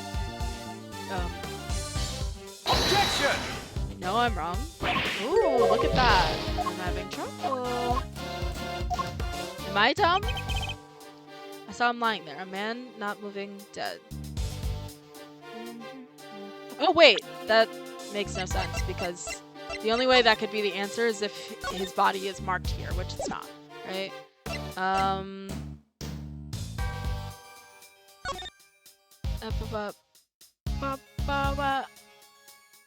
Ba, ba, ba, ba, ba. Ba, ba, ba. A man lying there, dead. The doors open, but they raise an alarm if an inmate's bracelet is detected. Prisoners are not allowed to move about freely. That's what I'm saying! How are you walking around? You don't remember how, bro?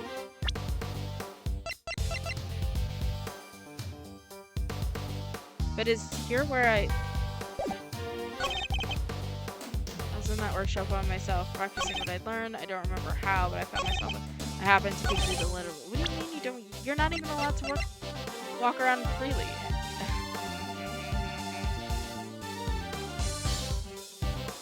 No. Objection! It is that. Like, oh, don't remember how. I'm like, this is a prison, sir. Enough of these pathetic lies, Mr. Sod. I'm afraid you've rather lost sight of what you are. What I am? I know precisely what I am. I'm a former newspaper salesman who's training to be a pet stylist. Hold it! But that's not all you are, is it? Or did you forget the bracelet you wear around your wrist? A bracelet that marks you as a prisoner and therefore unable to move around as you please.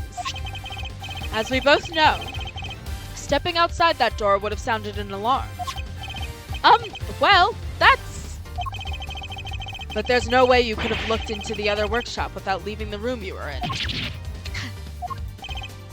Hoo-wee! Stylishly done, Edgeroo. Thank you, Johnny, for the Dorito. But doesn't this mean that Mr. Sod could have found the body then? Couldn't have found the body then? Good question, Kay. Perhaps Mr. Sod himself can explain. This is a Dorito of justice. Oh, I see. I almost mistook it for the Dorito of acknowledgement. That was a close one. I see now that they are quite different. Justice Dorito. So actually, I may have forgotten to mention one very important detail. Sorry about that. I can explain exactly how I was able to see the body if you like. By all means, go ahead. They're very similar, yes, but incredibly different. There's a little trick we prisoners know about, you see. As long as you leave your bracelet inside the door, you can lean out without triggering the alarm. That's how I was able to peek through the window and into the workshop next door. Inside, I spotted the victim's dead body, which made me scream in fright. So he's saying...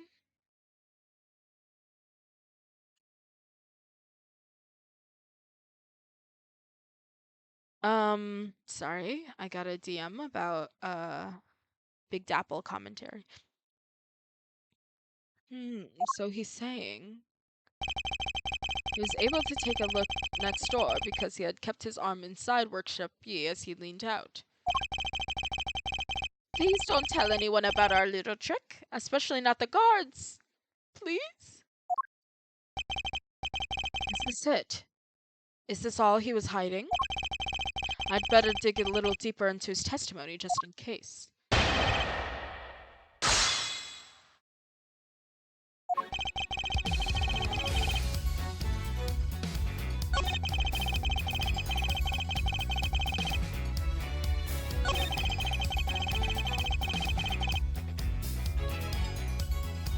Hold it! Why did you make so much of an effort just to take a look? Well, you see, I heard noises coming from next door. And that room was supposed to be empty, so I thought it was strange. And you went to look as soon as you heard those noises? Yes, of course! I had to see what was going on, so I went right away. I see. Are there any problems with what Mr. Sod just said? With love and respect, Mr. Sod, I was not paying attention. Why did you make such an effort? Well, I heard noises. Yep. And you went to look as soon as you heard those noises? Yes, of course. I had to see what was going on, so I went right away. You heard noises. Bubble wrap.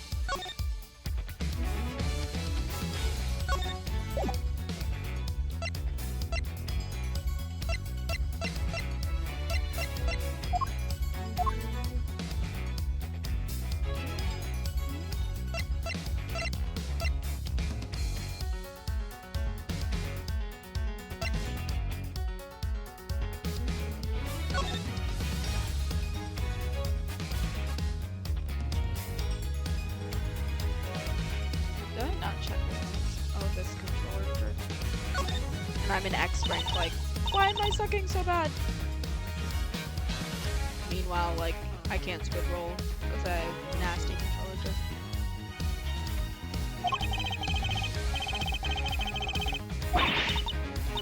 Please, even your heart must skip a beat when you're about to open a mysterious box. Not all of us think like you, Kay, thankfully. Okay.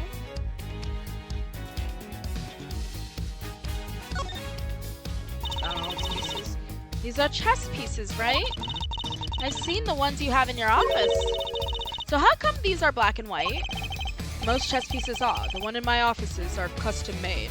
Mind you, they're red and blue. Like Phoenix and Edgeworth. As in, they're unique and probably valuable? I like the sound of that. She's got that glint in her eye. She better not be planning a robbery.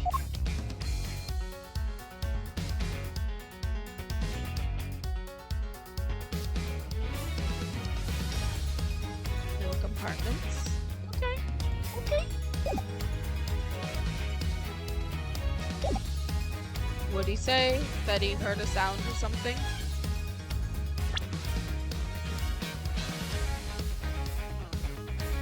I had to see what was going on, so I went right away.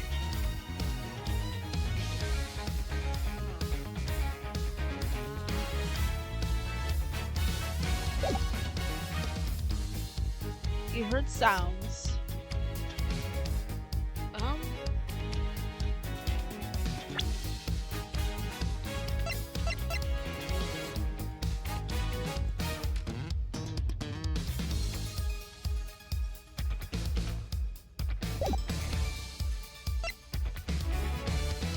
I want to say there is a problem for good measure.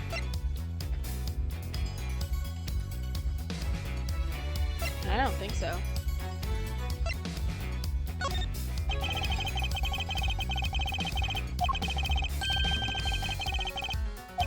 Where's the person?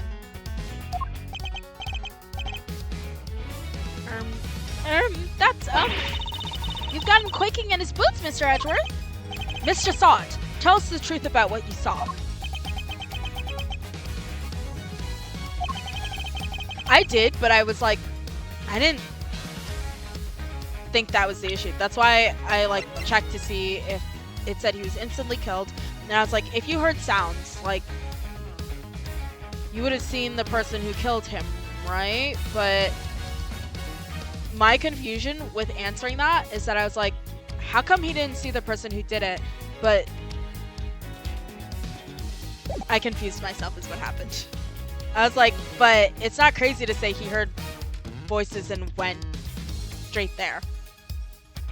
My logic was circular, essentially. You do, of course, have the right to remain silent. But it will do little to dispel the notion that you are somehow involved in this crime. I'm sorry. I did see something else, but it's too insane to believe. I really thought I might have dreamt it. That's why I wasn't sure if I should mention it. Just tell us what you saw. All right. It was that dog. And what I saw is the stuff of nightmares. That huge black dog had sunk its terrible teeth into the victim's throat. What? What did you say? It was hellish. Utterly hellish. That beast, that awful beast, he killed him. Ugh, suddenly I don't feel so good. Jeepers creepers, that's awful. Talk about traumatizing. It was dreadful. Horrible. Now you know why I couldn't help but scream. So we were scared to snitch on the dog. Okay. I'm screaming. Listen, you don't know if that dog knows ball. And who does the dog belong to? Because I'm not snitching on Shelly DeKiller's dog, bro. I'm not snitching. I'm gonna keep that to myself. But, oh, nobody was there. Wow, crazy.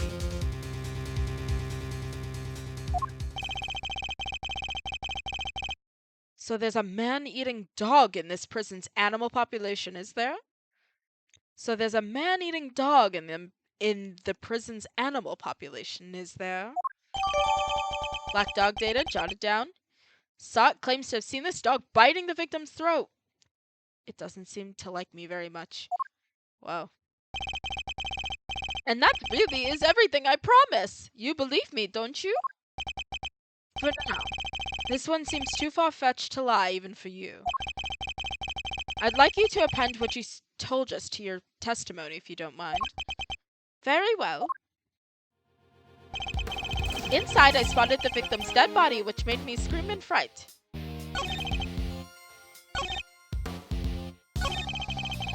I also saw that black dog, his mouth clamped tight around the man's throat. That is so crazy, because what do you mean? He has this big old thing. Objection! No. I'm wrong. Wait. Clamped around the man's throat. Let me check my evidence. Well, let me... Actually, no, I can just check it now.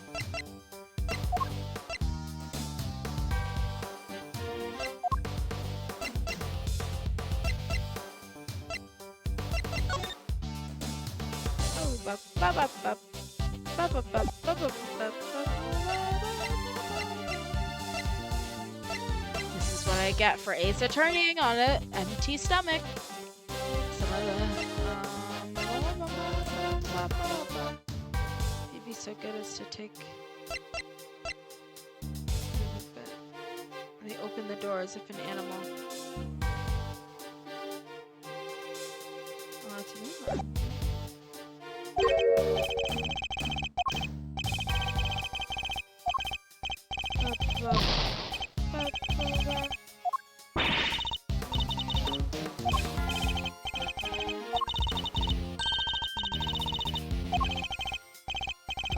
I was mistaken.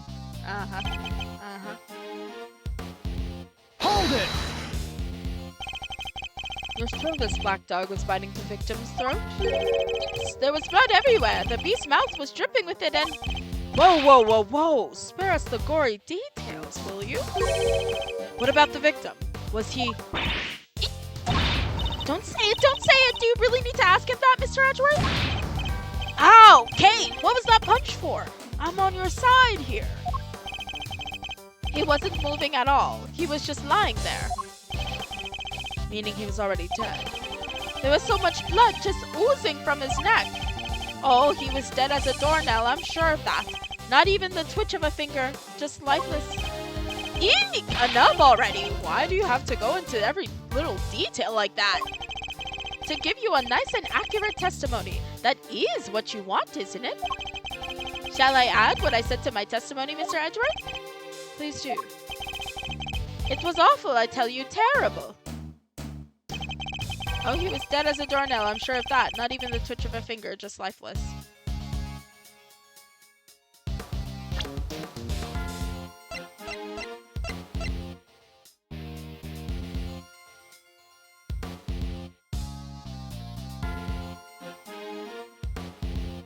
Stab wound to the throat.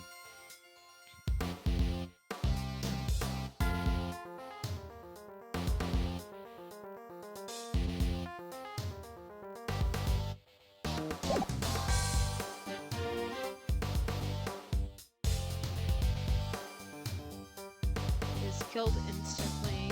Hold it! You paint a very vivid picture. Well, I had a front row seat, I suppose. I could almost feel the agony of the poor man's final moments. I don't think I'll be getting any sleep tonight, Mr. Edgeworth. You won't? Well, that's unfortunate. Yeah, and it's all your fault for pressing him for more gory details. I'll be having nightmares tonight myself. It's still so fresh in my memory. I remember seeing his ring gleaming as it caught the light.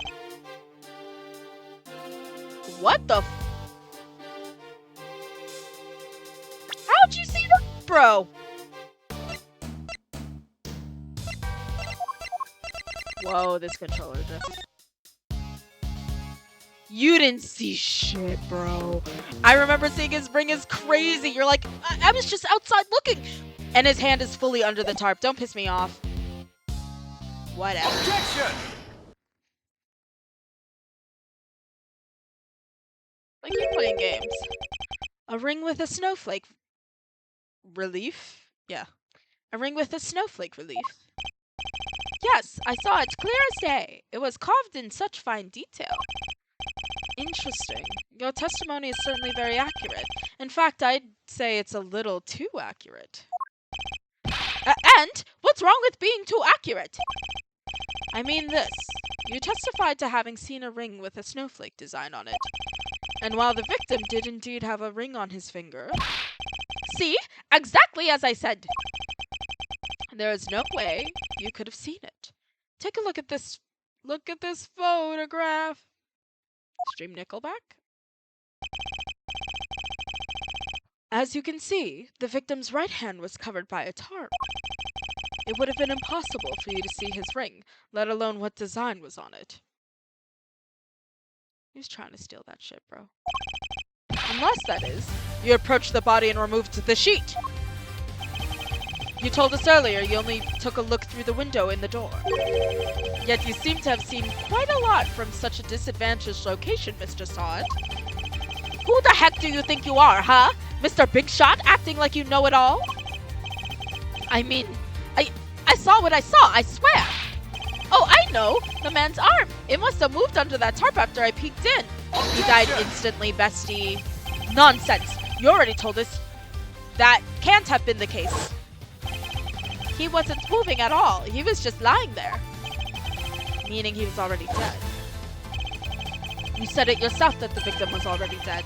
And dead men don't move, do they? Hoo-wee! Is that the stench of desperation I smell? What are you hiding, Mr. Sot? Tell us! No, You're wrong! I know what I saw.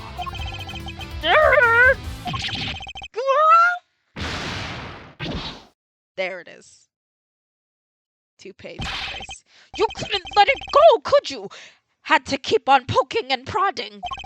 You slimy two-bit associate attorney!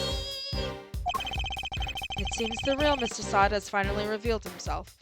And mind you, same breakdown from the first game. He takes his toupee and he chucks it at you. Except it was Phoenix, of course. Whoa! That's quite the rug he was rocking. Came straight at you like some kind of flying black cat. Can we press charges? Put him in solitary. I think, that's assault. We could get him in some serious trouble. Why not? It'd be camp. I'm just a sweet, innocent witness here. But are you really? Because I must say, I have doubts. Very serious doubts. What's that supposed to mean? You saw something that should have been impossible to see from outside the workshop. So, how did you do it? That's simple. Mr. Sot, this is where you were standing when you saw the body. Take that! You were in the same room as the body. That's the only way you could have seen the relief on the ring.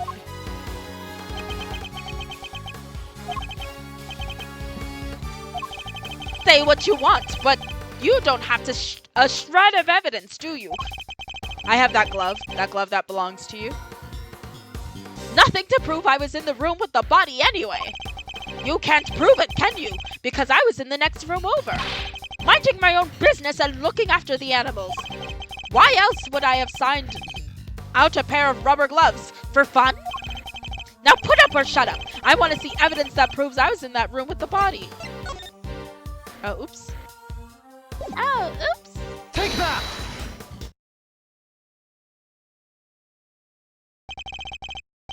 Put up or shut up. There you go. I'm putting up just for you. Since you asked so nicely. Remind me, Mr. Sard. What were you doing when you discovered the body? How many times do I was practicing my pet styling techniques. Of course. Then perhaps this rubber glove might mean something to you. That's... This glove was found by the victim's body. I believe it was dropped by the killer.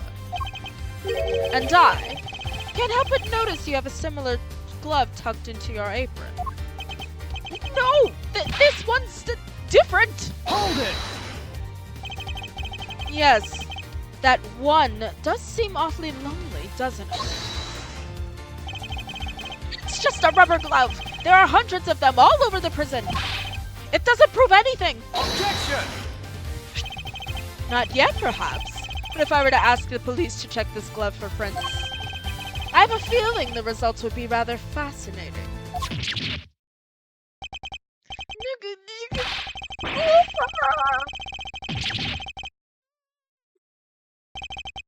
It's over. Objection! Oh, who is that? That was a pretty rad objection, am I right? Please, Fender, now is not the time for tomfoolery. But I have a legit objection, because this isn't over. Is it? Is it not over? Do I? There's something that doesn't make sense. That still doesn't make sense. Our man here is a prisoner, right? And he's got one of those bracelet doohickeys on. That's true! How could he have left his workshop in the first place? His bracelet would have triggered the alarm if he tried. Right. I don't have a good explanation for that yet. Well, anything you'd like to share, good buddy? We're all friends here. I'd love to share. This. The dog let him in. That's weird. At least that's my theory. That's weird. He should be clinging onto that bracelet like the big round saver it is. Does he not have it? In what way? As in, it's the best hope our wig-flinging friend here has for getting off the hook for murder. Sorry, can't get into the crime scene with a bracelet on. If it was me, I'd be arguing that for my life. And yet, he hasn't said a peep about it. I wonder why that might be. The sound of silence. I suppose Miss Law Priestess did preach that silence is golden yesterday, too. Whoa, you sounded like an actual attorney for a second there, Mr. Fender. The worst of times are when lawyers calmly show our biggest smiles. I'm gonna jump off a bridge! I don't even know where to start with the significance of this quote. Phoenix, his mentor, used to say this all the time.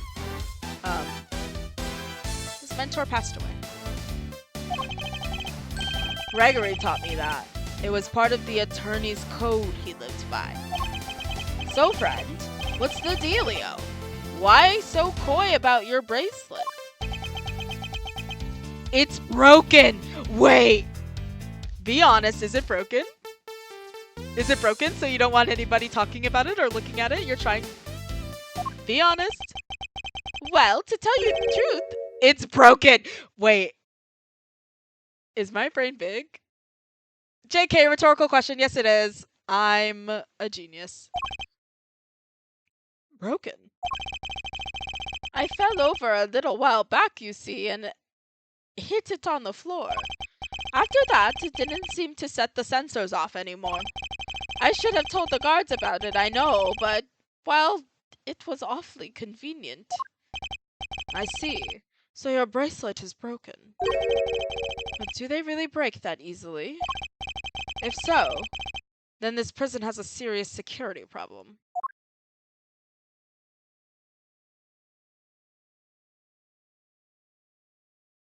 I think we did it. You there. Could we have a moment? Aw, aren't mute just the cutest? Ahem! Meow! How can I help you, sir? This prisoner's bracelet appears to be broken. Snitched frame 1. Didn't even give it a sec. That's crazy. Frame 1. Sir? Go ahead and fix this inmate's bracelet, honey. What? Really? That's not good. I'll get someone to find a replacement right away.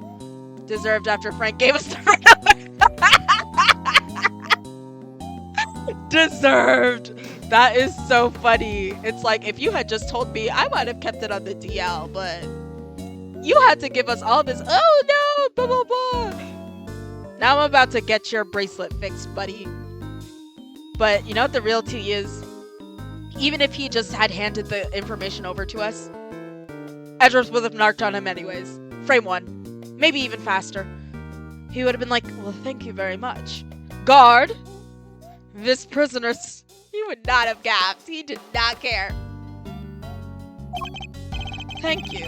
We'll keep hold of this broken one for the time being. Mr. Saad's bracelet wasn't working at the time of the incident and cannot be detected by the sensors.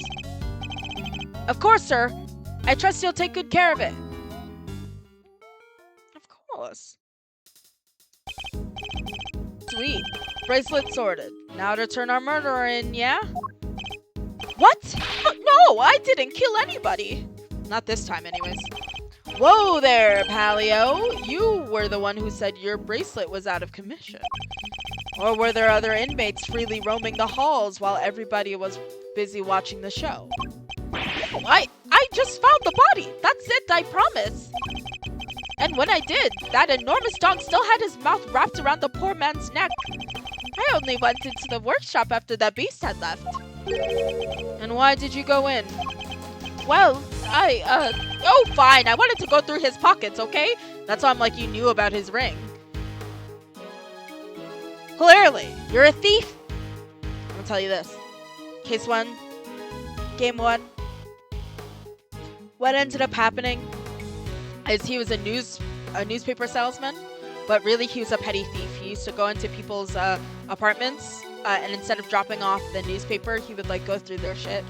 And what ended up happening is a girl came home while he was in the house, and he got spooked and he grabbed something heavy and hit her over the head with it and murdered her, and then tried to pin it on somebody else. So he's a petty thief. I guess not so petty.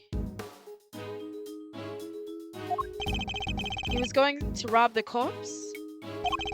That explains why he remembers Knight's ring in so much detail. Hey! Why are you looking at me like that? I'm a great thief. I'd never stoop so low as to steal from a... Well, I didn't steal anything either. The show ended just after I'd entered the room, and all the other inmates came trickling downstairs thereafter. I panicked, rushed back to the other workshop, and started my fake screaming. And dropped the glove in your haste, huh? I guess this is just about all. I guess this all just about hangs together. Anything smell funky to you, Miles? Other than whether Mr. Saad is the one who did it, I'd say one very significant question still remains. The question of how Knight made it into the prison proper from his holding cell in the detention center. Ooh, yeah, that one's a doozy. I'm fishing for the to be continued. I feel like I feel it. Am I crazy? But also the last time I felt it, okay, I was rewatching the VOD of that like 4-hour VOD. And when I was like, we're almost done, right? We were actually like an hour and something in. We were just under halfway to what the VOD ended up being. when I was like, well, we might as well keep going. We're almost there. We were not, in fact, almost there.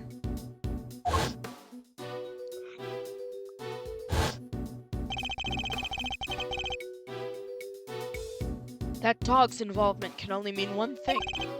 Mr. saw it. Yes? What is it? I'm fine to go as long as you are, but I know you mentioned not eating. True!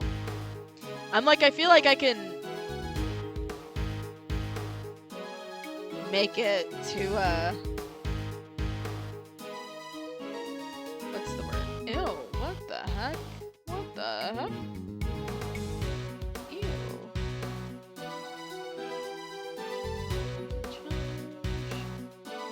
Sorry. It's been 2 hours and 30 minutes. Okay. We gonna be here till midnight, and that's okay! That's okay! Because I was like, okay, we could just get to... I'm crying. Does every segment take, like, 4 hours? Were you the only prisoner who didn't go to watch the show? Well, no. There was one other who didn't. Am I right in thinking that this person couldn't have watched the show, even if he'd wanted to? Yes! How did you... I knew it. I had my suspicions when we first ran into the black dog yesterday, but this confirms it. I think we were talking about this before, that, the dog had a bell, right?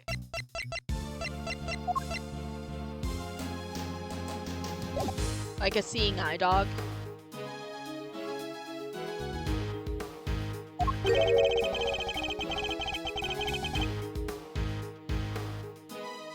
For a criminal that dangerous to end up in a place like this is unbelievable, but...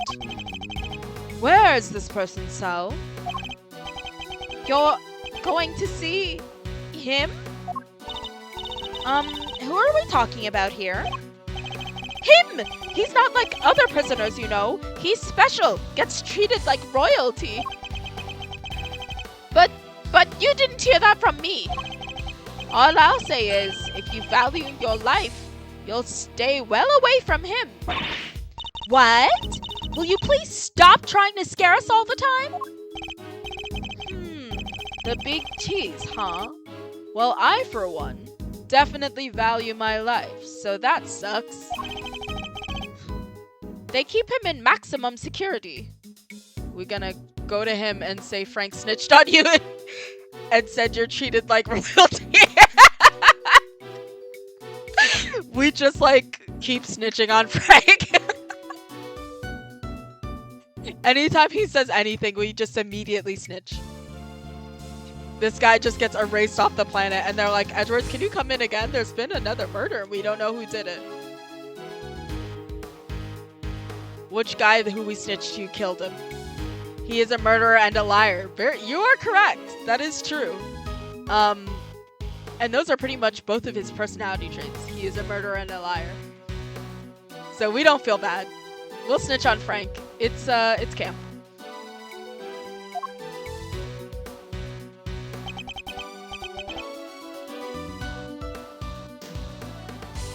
Which is over there.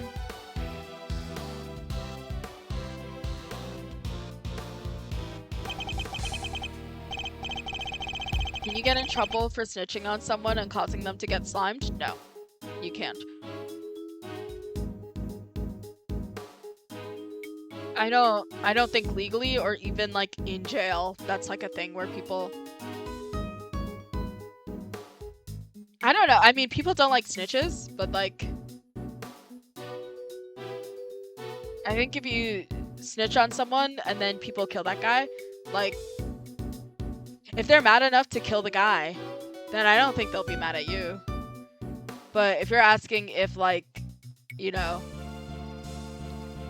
you can, like, Tekashi 6ix9ine and then, like, get a guy killed because of it, then the answer is no.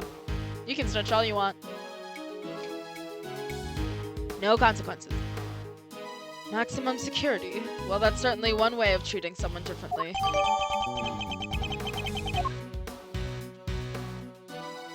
Got murked. Alright, quit being so mysterious and tell us who he is already.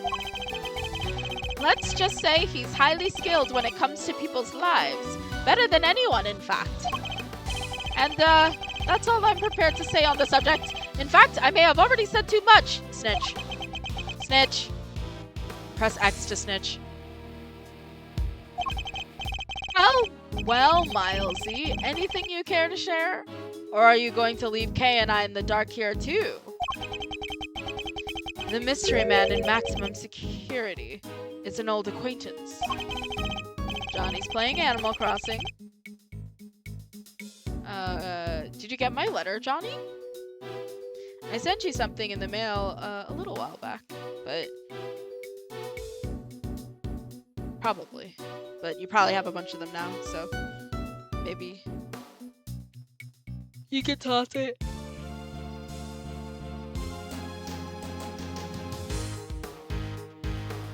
Let's go pay him a visit. I suspect we'll find our dark canine friend there too. Oh, look at this controller. Did you get my letter? Your letter? And it's just like a DM on Discord.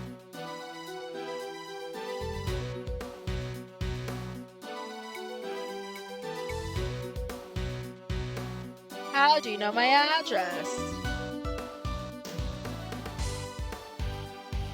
I got Animal Crossing too. Oh my gosh!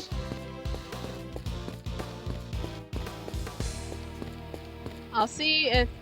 Can you send someone a letter when you haven't been to their island?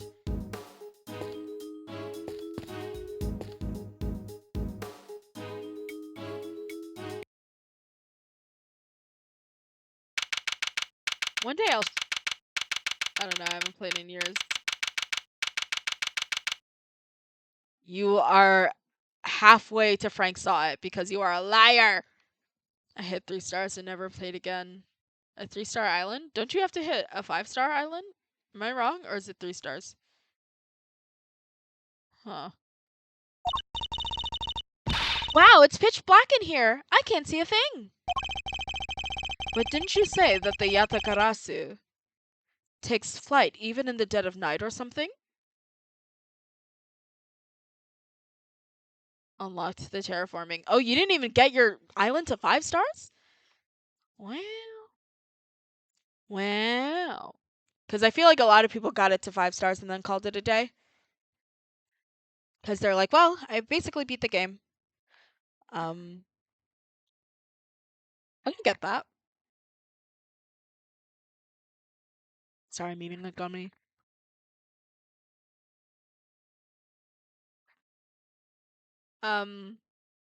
That's when you get Jacob's ladder and stuff.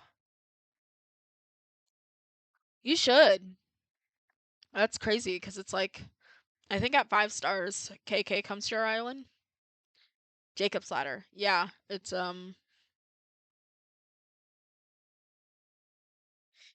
but I only started. What's Jacob's ladder actually called? Jacob's ladder. Oh my god. Flower. Jacob's ladder. Uh, Polymonium.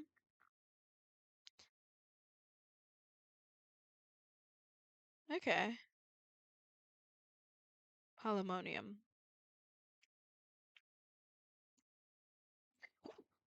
I almost dropped my controller.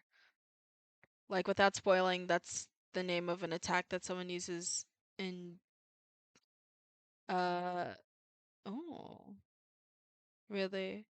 Wait, is it, what's his name? Well, maybe not. Um,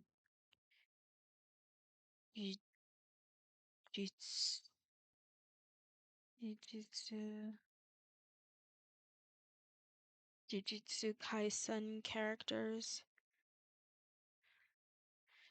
Um,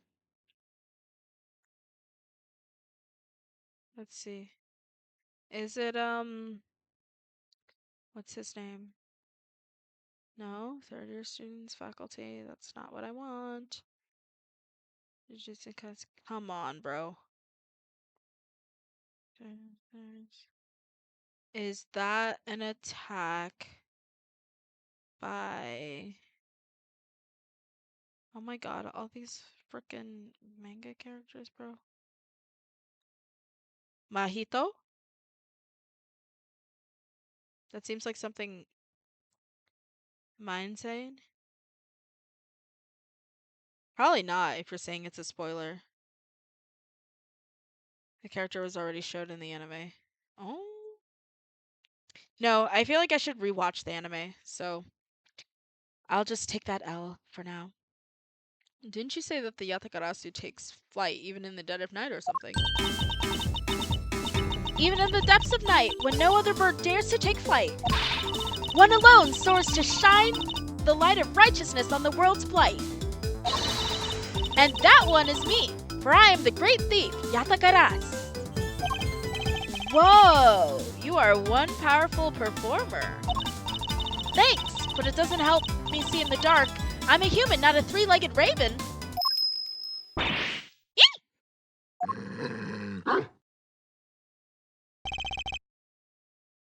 Whoa, whoa, whoa, whoa, whoa, whoa.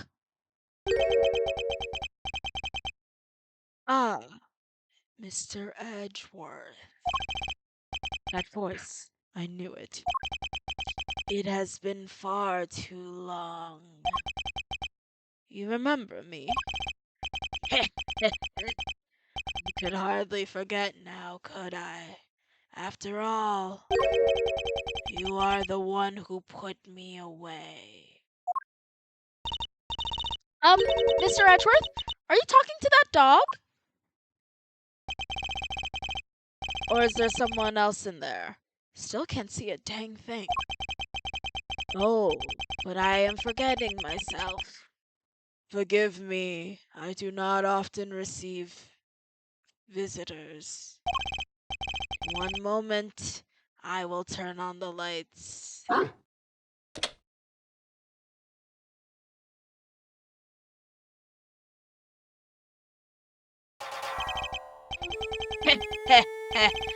You are a heavy-footed lot.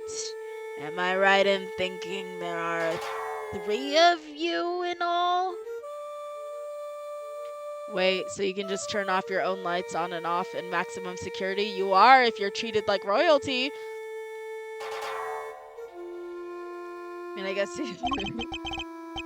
Look at that. 8055. The boss! Very well. Perhaps we should start by introducing ourselves. You recognize him? No. Nope. He's all new. Canis. I am Bodhid Dharma Canis. Oh, body Dharma.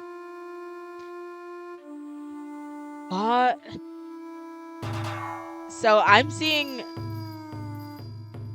Dharma is like a thing with Canis. Yeah, I think Canis is a reference to the fact that he has a dog. Like Canis is the maybe the genus for dog, I think. Either the genus or the no, it's the genus for dog, not the species. Bodhid Dharma. Dharma is like I think a Buddhist or Hindu like thing. Let me see. Dharma. Fundamental multifaceted concept in Indian religions. Body. But also, I feel like it's several jokes because I think it's body Dharma because you see he has like a very Indian vibe. And I think that it's also bod hid harm. Like body harm.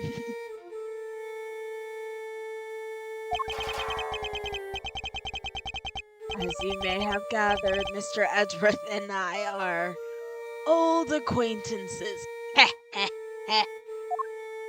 Body harm, yeah. Canis was a notorious assassin. If anyone gonna do some body harm, it's gonna be an assassin. Yeah, keep him locked up in Maximo. And the man is, blind? Yeah. Some knew him as the Blind Butcher. His only weapon was a vicious hunting hound and a fearsome sharp knife. His appearance was always announced by the sound of bells, the last sound his victims would ever hear.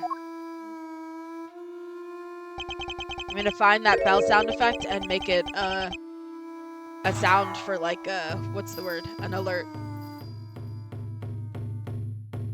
Well, Mr. Edgeworth, am I to guess why you have come to see me? Don't give me nightmares. He's coming. Listen, since he does us and finds you we're Jaeger, go ahead and join that SNK universe. So you can hide from all the assassins in this one.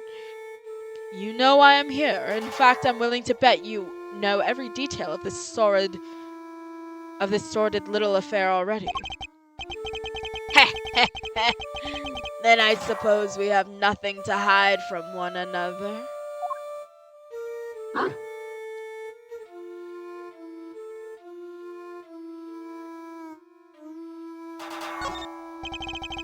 Your faithful canine friend is currently the chief suspect in a murder investigation.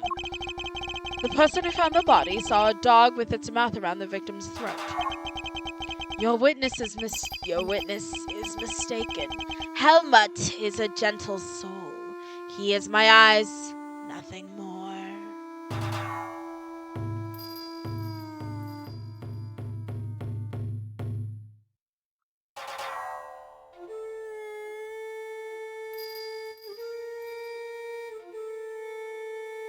Okay.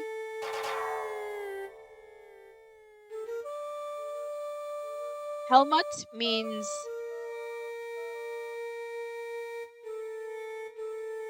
protection, fighting spirit.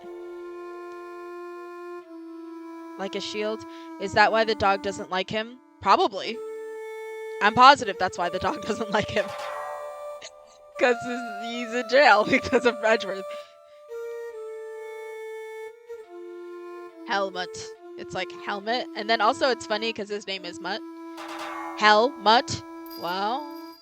Okay, you're putting it together.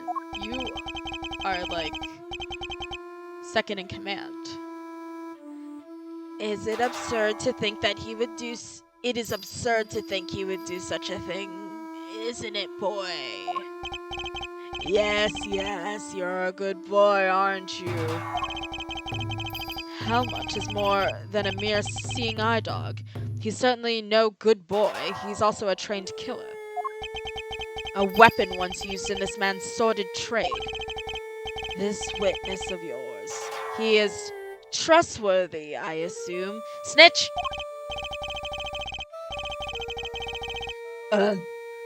Sot is anything but trustworthy, and he's still very much a suspect himself. I can hardly claim that his testimony is beyond reproach. A no, then? I thought as much. Yes, I did, Helmut. Yes. It figures that he already knew who our witness is. He's in maximum security. He can't come and kill Frank. What were you doing between 8 and 10 a.m. yesterday morning, Mr. Canis? During the show, you mean? I was here, ensconced in these humble surroundings. I have developed a passion for wood carving, you see, an obsession even. I was engrossed in it all morning. And you have permission to engage in such a hobby? I can't believe someone would actually let you. Dangerous tools, that's wild. Pass. Mind you. The warden and I have an understanding. An understanding? That's ridiculous. This man shouldn't be allowed 1, let alone 5 chisels. They're nothing but lethal weapons in his hands. I was carving Buddhist pieces at first, but by the 674th, my interest had begun to wane. Whoa! That must have taken forever. Time is all I have, child. In any case, my focus has now shifted to pieces, such as these. I didn't know you played chess. What's going on with this positioning? Is that supposed to be a queen?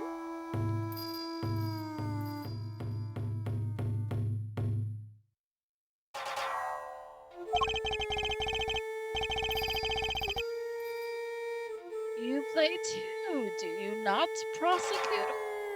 Perhaps one day you might indulge me. Though you may find my game rather rudimentary. I only began after my arrival here, I'm afraid. What's that piece? A dog? With 3 heads? A Cerebus piece. Ah yes, the dogs of war. You must forgive my little joke. Chess is, after all, a game of war.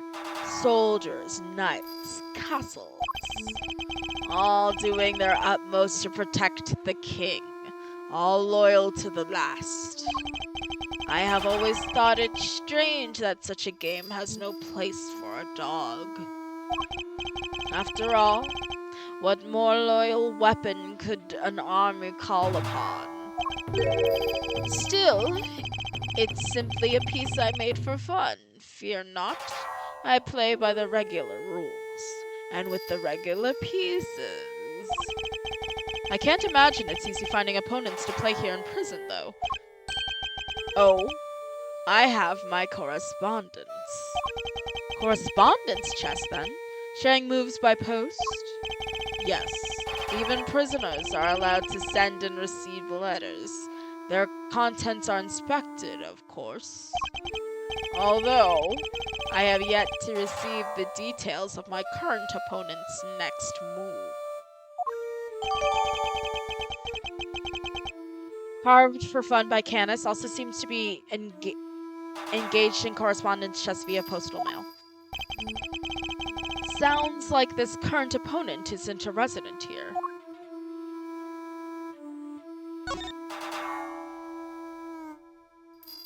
I got him hit him with the badge. Very well. You wish to water the flowers of the earth? Oh, that's interesting. He has nothing to say about the badge? You wish to water the flowers of the earth with the blood of your veins. What a noble request. I will gladly see to its fulfillment. I'll thank you not to ascribe such a morbid meaning to... Oh, no, he does have something to say about my badge.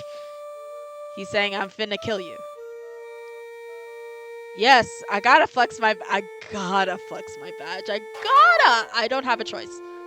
I don't have a choice. I have no choice in the matter. I gotta flex the badge. When you have it, flaunt it. I'll thank you not to ascribe such a morbid meaning to the proof of my profession. That dog not letting you leave this prison. I can take him. You think I can't take that? You think Edgeworth can't take that dog? I think he can.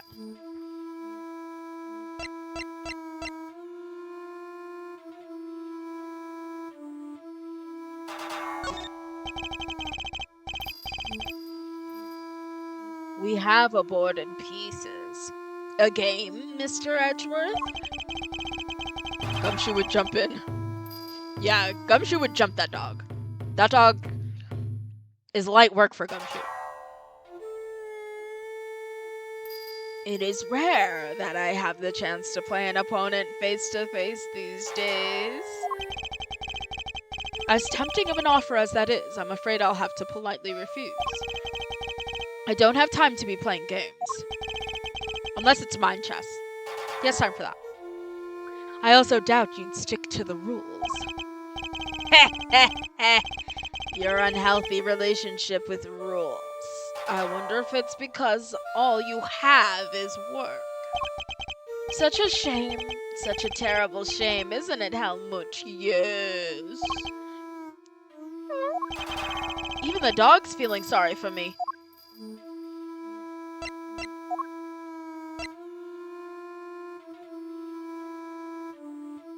Off topic, you really want to hear your life story? My life story? That's so sweet! Oh my gosh! No, that's really sweet. There's not much to say. I feel like I just, when I was young, I was a nationally ranked fencer. Um, and I was good at what I did. And then, I had to stop for money reasons. And then, I don't know, I went to college. And now I'm me. But we'll talk about it one day in, like, actual, what's it called? Yes, fencing.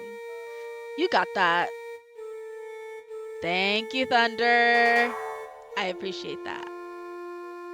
Oh, with the swiftness, you got him. Sniped. I feel like I heard the clapping of your hands, like dusting him off. Yeah, fencing. That was my sport back in the day. I was very good at it. I'm my highest, ranked 8th in the country. I'd like to ask you a few questions about your dog. You can ask him yourself if you wish. Don't piss me off. Do not talk to that dog, Edgeworth. Please. Don't talk to the dog. Don't bother.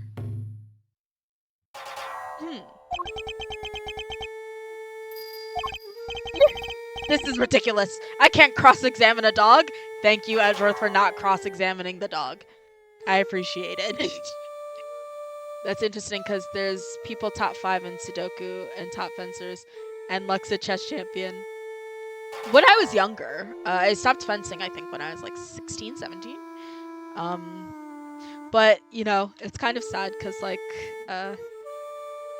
you know, I have, like, friends from when I was, like, fencing with them, and they're ranking at the Olympics and stuff. And I'm like, oh my gosh. I could have really, you know, that could have been me. Splatoon community got so much. Yeah, it's crazy because I think just, like, video games in general just cast a wide net. There's so many people who can play them, you know? I'm always so interested in, like, how people got into Splatoon specifically, because I feel like it's such a niche community compared to something like a Smash or a fighting game community game or something like that. So, like, always hearing how people got into it. Literally, for me, I got into Splatoon because I remember, 2018? Yeah, you gotta tell me one day. I'm, like, gonna speedrun the explanation. 2018, my brothers pulled their money together to get me a Switch. And the only game on it was Sonic Mania.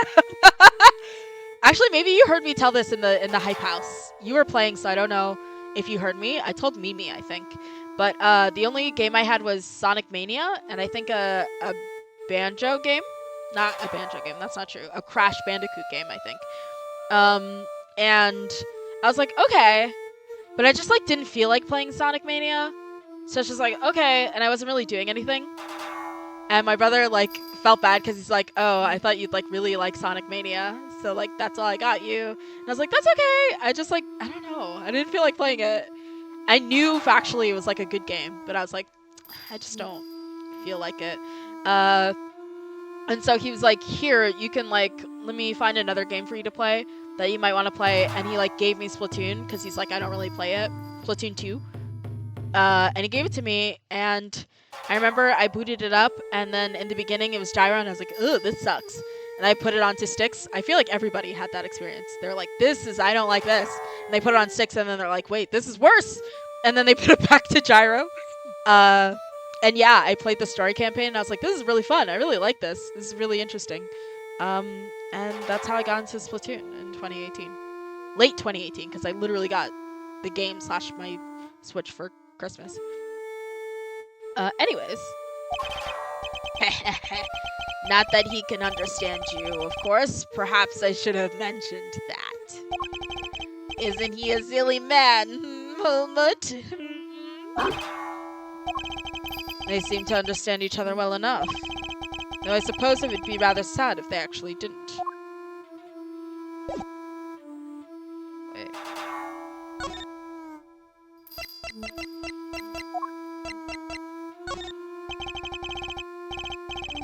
Oh. Same thing.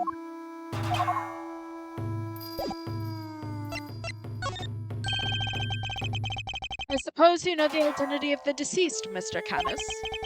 His name was Bronco Knight, was it not? Poor unfortunate soul. You keep your ear to the ground. My ears are all I have, Mr. Edgeworth. Why am I not surprised that he's plugged into the prison's information network? But perhaps he was not so unfortunate after all. What do you mean? Mr. Knight's crime was a grave one, a crime for which he would have been made to pay dearly anyway. The attempted assassination of a president, that is no small matter. Attempted assassination? Wait, Mr. Edgeworth, didn't Mr. Knight... Yes, we proved that he murdered his team leader, and that there was no attempt on the president's life. Could it be? Are they attempting to cover up Mr. Wang's fake assassination scheme? Whoa! They threw Knight under the bus, bro! Now this is politics. They were like, rather than get out that there's a fake assassination scheme, we'd rather just throw this guy under the bus and say he tried to kill the president. Whoa, whoa, whoa, whoa, whoa there, cowboy. You're saying the Bronxer didn't actually have a pop at the press?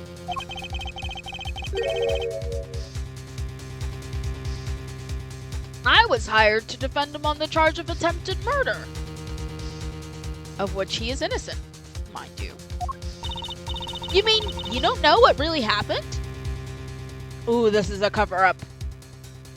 Wait. I'm sorry, I'm eating a gummy.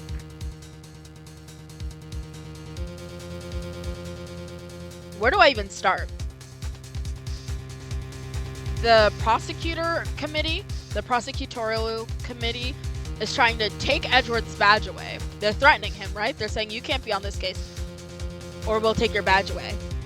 Meanwhile, Eddie, Fender, right, doesn't know about that he's not an attempted assassin. There is a massive cover-up happening. Because the fact they're trying to silence Edgeworth by threatening him and getting him away from the case. So what? They just blamed the whole assassination thing on Mr. Knight? It would explain why the committee was so keen to get involved. Of course! They took you off the case to try and keep you away. Not me pausing to say all this and they just said it in the... I'm ahead of the game. They took you off the case to try and keep you away. And swapped in that wiener kid. Wiener? Don't call him that. And swapped in that wiener kid to push through an attempted murder charge. In other words, they were trying to cover up the truth. So they were trying to frame him.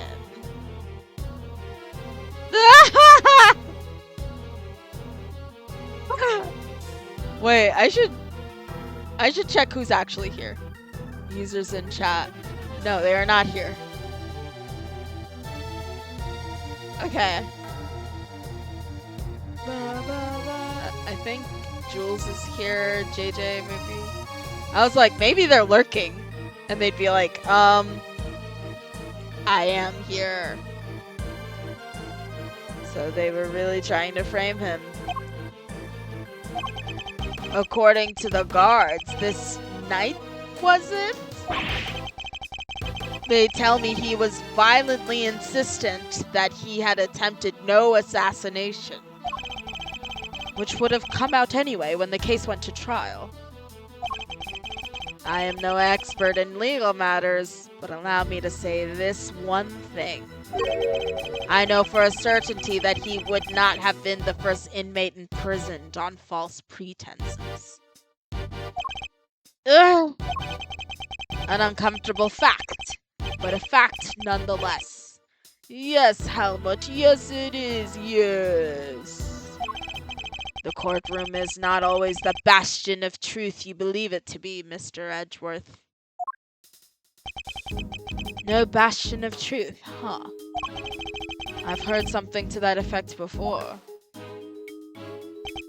Yes, from a certain Interpol agent who doesn't have much faith in prosecutors. That would be Shilong Lang. Not so fast! There he is. I love Shilong Lang. A lot of people don't like him, but I do, so I don't really care. He doesn't like prosecutors. But also he's a cop, low-key. Well, I mean, he's a cop, but he's Interpol, right? That's the international police, so he's like a... I feel like he surpasses cop. Mega cop, maybe. I don't know. International police. You're not twisting the truth behind those closed courtroom doors, too, are you? Fueled by that kind of thinking. Is it any wonder that courts produce nothing but falsities and lies? Sorry, but the truth doesn't need the likes of you to distort it today. I never was able to fully dispel his mistrust of prosecutors. Heh heh heh. Even Helmut understands, don't you, Helmut? Yes, you do. The truths revealed in courts and your deductions. It is dangerous to trust either implicitly. Hello, Senkan. Welcome. You're bored looking for something to watch. Well, maybe this is something to watch. If you're bored. Also, I have VODs up on YouTube as well. So if you ever just want to, like, throw it up for whatever reason, those VODs are on YouTube. With thumbnails, right, Johnny? I might post a link, maybe, because I have them all in a playlist. The truths revealed in court and your deductions. It is dangerous to trust either implicitly. Ugh. But I am not bitter. You are not the first to make me a subject of unfounded suspicions in recent days. In fact, I was visited by another prosecutor only yesterday. He was accompanied by a judge. They even dragged the warden along, her distaste for me lingering unspoken in the air. Not those two again! Prosecutor Winner and Judge Gavel. They went over to my cell with a fine-tooth comb, but they left empty-handed. They were looking for the murder weapon, I believe, to no avail. But I mustn't take it personally. Rumor has it that they searched every cell in the prison and still failed to find what they were looking for. Pray they weren't too disappointed. Shouldn't they have just made it look like a suicide? Who? To make it a better cover-up? Who's they? The person who killed Knight? Shouldn't they have just made it look like a suicide? I think ultimately, if it makes you feel any better, like if they slimed him to stop the scandal. Well, we don't know if that's why they did it. Someone could have had a personal vendetta against him or something, right? Like if it's from the higher ups. I guess I didn't think that's why he was killed. Like there's got to be somebody who did it, you know? And I figured, I don't know. Plus, like, you don't know how it happened. Like, did he fight back? Did he, like... I feel like you don't have all that information for how it was. Because it's like... even if it's like a knife wound in the neck, supposed to look like, oh, like he definitely stabbed himself. There's the issue of it's very easy to tell whether something like that is a suicide or not, whether it's self-inflicted or not. So even if you're like, oh, he stabbed himself in the neck, they would be able to tell that somebody else stabbed him, and that he didn't do it to himself. And the other thing is there's a wound at his head, so I have a feeling he was killed with a blunt force instrument and then stabbed in the neck afterwards. So even if it was like, oh, he killed himself, like we stabbed him in the neck, like anybody I feel like with a brain in their skull can deduce that he was actually killed with a heavy object from behind. Or in front? I don't know. Probably behind.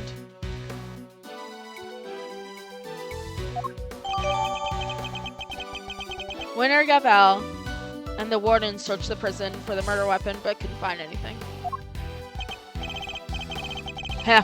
Well, that posed more questions than it answered. What do we do now? Saad's testimony is flimsy at best. I'll need more proper evidence if I want to take Candace on.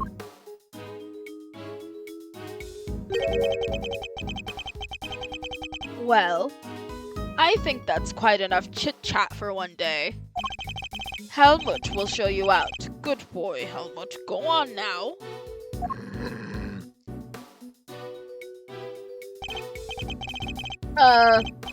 He's not showing us out permanently, right?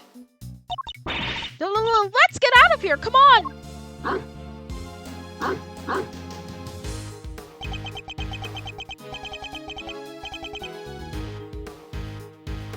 Until next time, Mr. Canis. It does pain me that our brief time must end.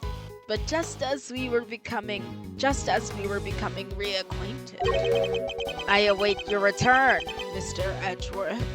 Heh heh heh.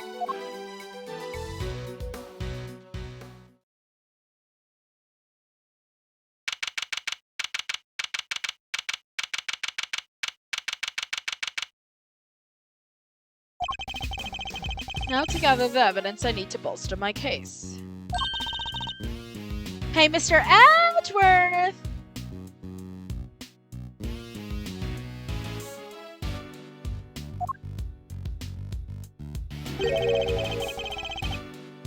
That's the best hiding space she could find? Hiding spot she could find? It's alright, Kay. You can come out. You can come down now.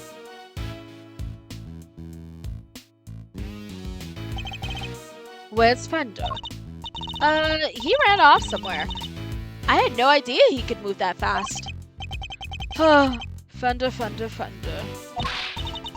So, what do we do now? You and I will continue the investigation. And I know just where to start. By solving that one particular mystery that's been dogging us this whole time. Funder. Give me money. Knight's body was found in one of the prison workshops. But he was presumably being detained in one of the detention center's holding cells. Thunder. Where is my bod? So how did he wind up on the other side of those heavy security doors? Let's start by investigating the holding cells. And Mr. Knight's room, right? But, what about Mr. Fender? I'm sure he'll find us when he's ready. Sure, but he is kind of our boss, isn't he? Oh well. Not too much. What about 2? Thunder. 3 is too much. 2 is just right.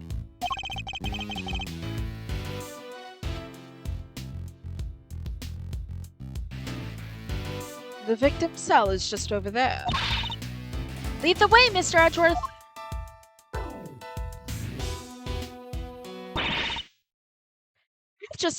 I have just about had it! Who's that? Warden Lagarde. She must have come from the corridor marked no entry. He's still not talking, ma'am? Even with the evidence you borrowed from the precinct? No. And I've tried so many times I've lost count. What am I supposed to do? I can't send in a blank report. I guess a killer for hire was always going to be a tough nut to crack. A killer for hire? Oh! I couldn't help overhearing Warden Lagarde, but were you just talking about... body harm? Is it body dharma canis? Body dharma. Body dharma. Bodhi. Body dharma. Body dharma canis. Yeah. I couldn't help overhearing, Warden Lagarde, but were you just talking about body dharma canis? My, you were listening? How very gauche of you! A girl's privacy is her armor, you know. Do you normally conduct interrogations of the man yourself? Oh, it's not just him, darling. I try to have the occasional tete-a-tete with everyone, you see. That's what it means to be a member of the family in this little home of ours. There isn't a person who hasn't made the pilgrimage to my office at least once. There isn't a person who hasn't made the pilgrimage to my office at least once. Your office? How sweet! He's angling for an invite. Well, I suppose it is the hottest ticket in town. It's down this corridor here, darling. But FYI, I don't just let anybody wander in willy-nilly. Let's see, that would put it right around here. It's a wonderful room, if I do say so myself. All my guests rave about it. And who wouldn't want a view of my fabulous garden and the yard? Ooh la la! The yard? If it's anything like the rest of the place, it's probably full of adorable animals, right? Can I see?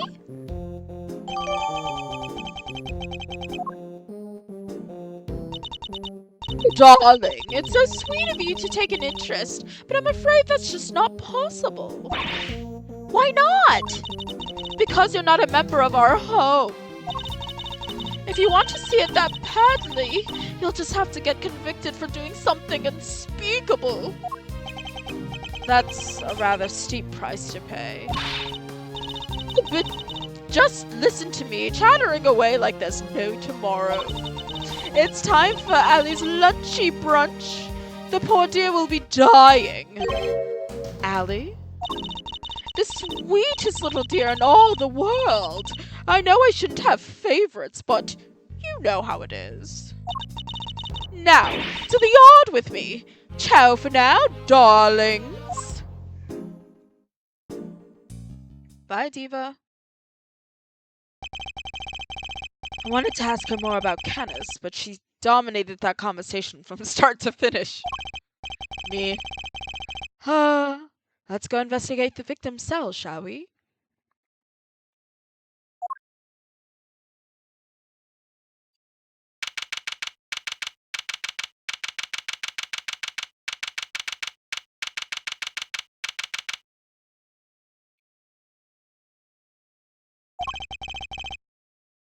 So this is Knight's cell. When do you think he was brought in, Mr. Edgeworth? It would have had to have been the evening of the 25th, just after the events at the lake. And then, at some point, he wound up in the prison proper. But how? There must be some evidence here that will point us in the right direction.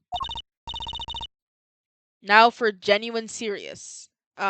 Maybe I'll finish up the investigation and then I'll be done.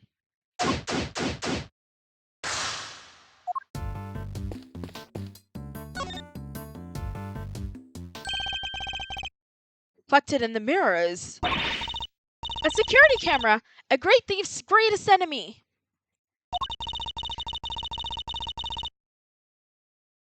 Nothing about this place is very thief-friendly, if I'm being honest. I think that might be entirely deliberate, Kay. God! I'd like you to retrieve the footage from the security camera and review it as carefully as you can. If you see anything out of the ordinary, inform me immediately. Yes, sir!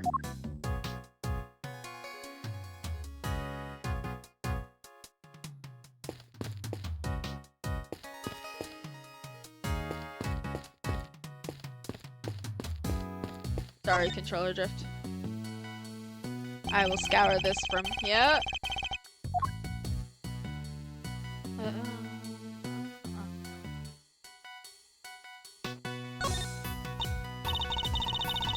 What's a menu doing here, Mr. Edgeworth? It seems that those held in the detention center are able to choose what they'd like to eat every day. If they can afford it, that is. Money makes the world go round, I guess. But doesn't that make life super easy for rich detainees? Well, okay. Bear in mind that the people held in these cells haven't been found guilty yet.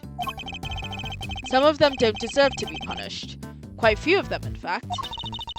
So you're saying it's fine that people with money don't have as hard of a time as everybody else? Edgeworth is rich, mind you. Ah! How did I wind up defending the practices of the detention center system? How did I wind up defending the practices of the detention system?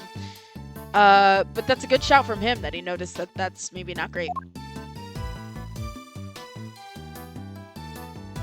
200 days of freedom. I'm crying. Wow, that's a lot of books. Let's take a look. You'll Laugh Tomorrow, an anthology. Understanding Animal Emotions, Life as a Pet Stylist. Maybe there was more to Mr. Knight than met the eye. Sadly, I don't think these were his. They were likely specially selected and placed here for the detainees, with the hope that they would want to be better that they would want to better themselves during their time here. A second chance at life. Interviews with a former prisoner. These books appear to have been written by current model prisoners and former inmates. Oh! I like the looks of this one! 200 Days of Freedom, an escape story. And this one too! Making money while serving time. This facility may have more deeply rooted problems than I thought. Alright, that's a chest chart, yeah? Hey! Look at this weird piece of paper! There's some sort of grid on it. Let's take a closer look. Ooh.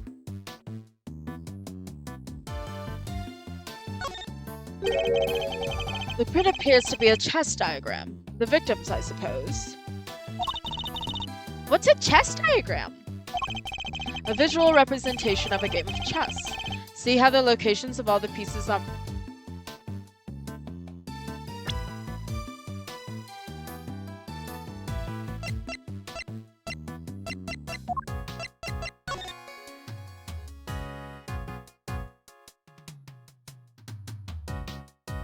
This game, by the way.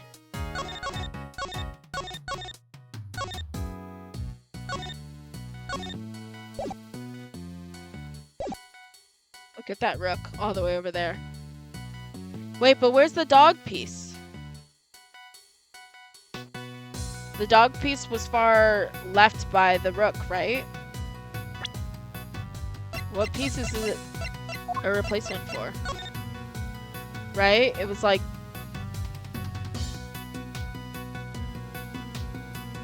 It was one left, two down. From the rook. But on the notation, I'm not seeing the piece. A visual representation of a game of chess. See how the locations of all the pieces are marked. It seems to be a closely fought contest, but perhaps if this pawn here... No, wait. Not now, Mr. Edgeworth! This is no time to be playing games! Yes, I suppose you're right. This isn't the first time I've seen this configuration of pieces.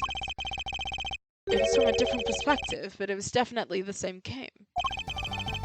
Perhaps it would be wise to take another look at the evidence in my possession. Already done, Edgeworth! My brain is huge.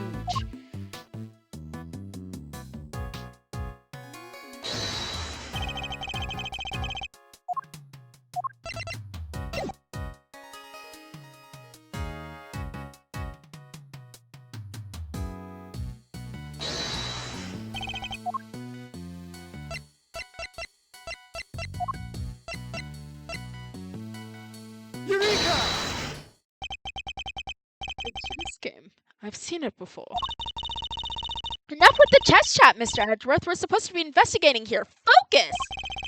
I am investigating. This particular bit of chess chat could prove to be vital. Now, take a look at this. Can you tell me what it is? It's the chess set we saw with Mr. Canis's cell. In Mr. Canis's cell. But, I don't really know the rules of chess, so... The rules of the game are not important here. What is important is the position of the pieces. Compare the ones in Mr. Canis's cell with these. Do you notice anything? I don't know which piece is which or anything, but if you turn the diagram like this, there are pieces in the same squares. Indeed. There's no dog on the diagram, but it's to be expected. Apart from that, however, the positions of the pieces are identical. And what does that tell us? That they're chess buddies. They're doing correspondence chess. Oh, I have my correspondence. As unlikely as it may seem, Mr. Canis's chess opponent was... Mr. Knight? This could be just the proof we need to show that Mr. Woo! This could be just the proof we need to show that Mr. Canis had a connection to the victim. Thank you.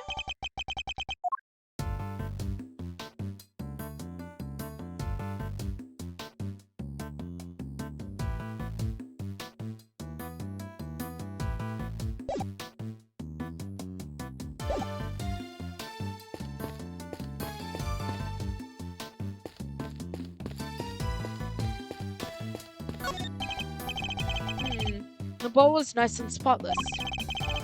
And there's no signs that toilet paper has been used. Everything seems to be in order with the toilet here. What? Are you serious? Why? What's wrong? There's no door! There's not even a curtain! Whoever designed this place should have thought a little more about the people who would have to live here. I think there might be a reason behind the open plan layout.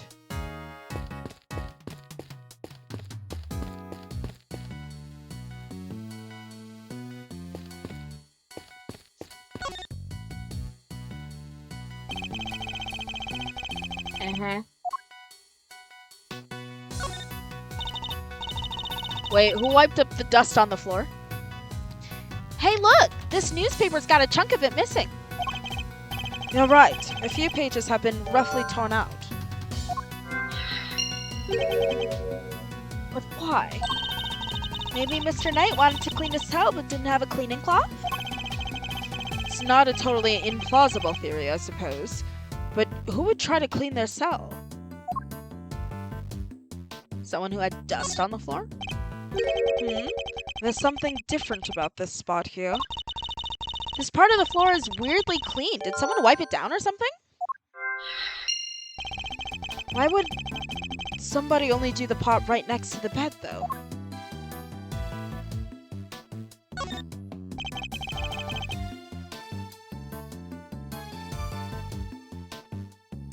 This must be Knight's suit jacket.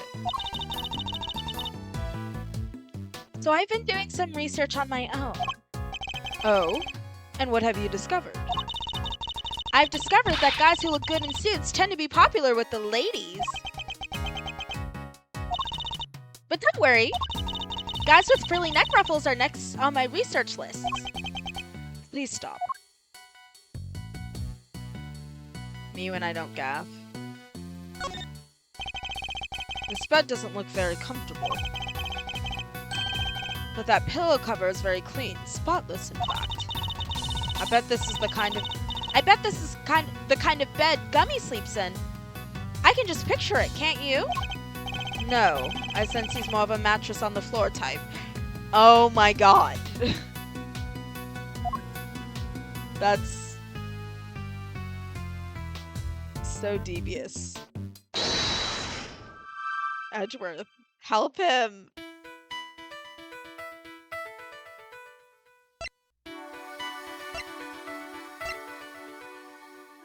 I think the newspaper was used to wipe the floor, but I don't know if I have any proof of that.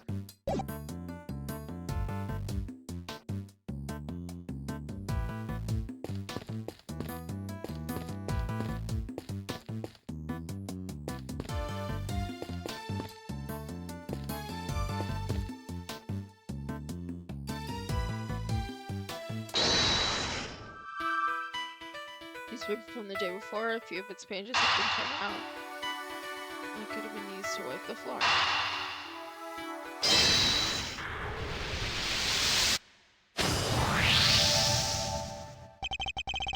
This part of the floor has been wiped clean. Maybe he spilled some grape juice? Wine, mind you. Who knows, but we can certainly imagine what he used to do the wiping. The torn out pages of that newspaper. Why wouldn't he just ask a guard for a cloth or something, though? Perhaps he didn't want anyone to see Perhaps he didn't want anyone to see what he was wiping up. Signs of floor in the victim's cell was wiped up clean.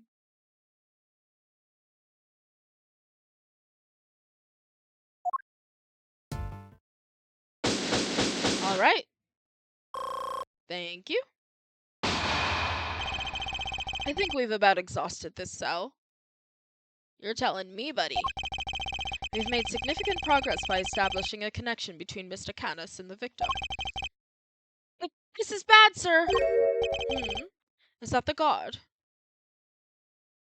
We finishing the case tonight, right? I'm screaming. I think we'd have to go for like 10 straight hours to finish the case.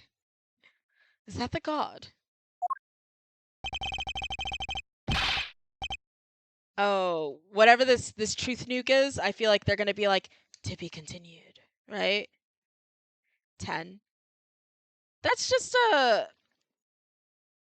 I mean, that's not crazy because we've been here for 3 hours and 30 minutes, right? And like, have we gotten all that far, right? Because like, do you have any guesses on who it is? Like, the security camera footage, and I say 10 extra hours, and 5 of those is talking to the culprit and making them admit that they did it. The security camera footage, sir. I watched it, and we haven't seen all the characters yet, right?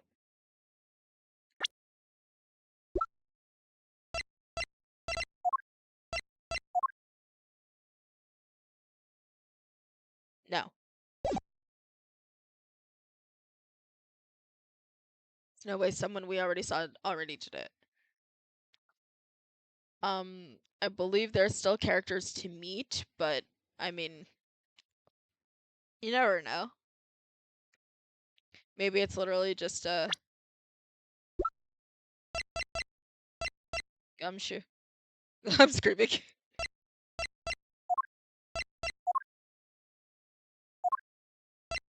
Question mark age 37, 47, 24. Not you doing your best not to give it away. I'm on to you. Are you? Can you tell? Have we met them? Have we not?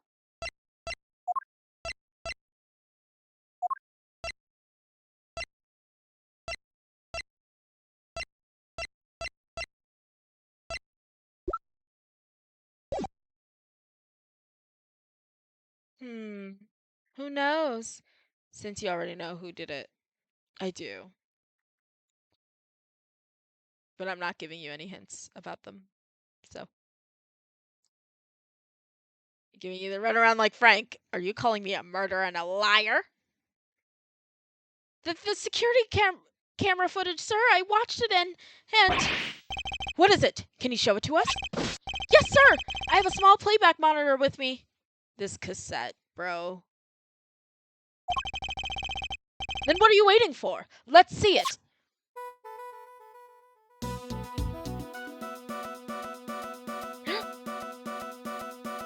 What is going on? What on earth? Bro. Oh, this. Wait. I wonder if it's.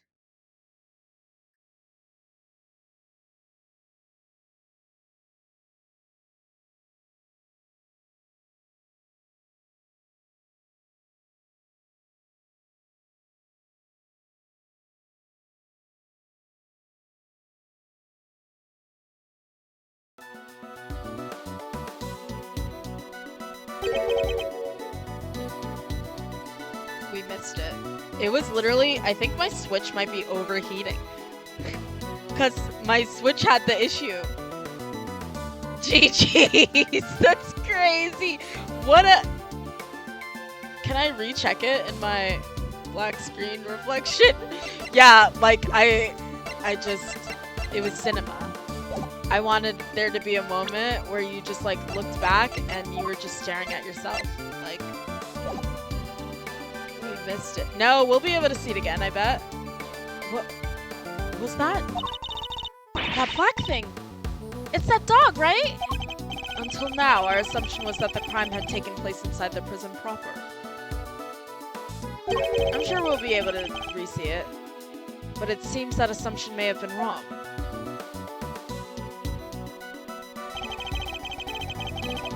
I'm screaming! What do you mean? I didn't see it. I missed it. Surely you can go back and show it to me.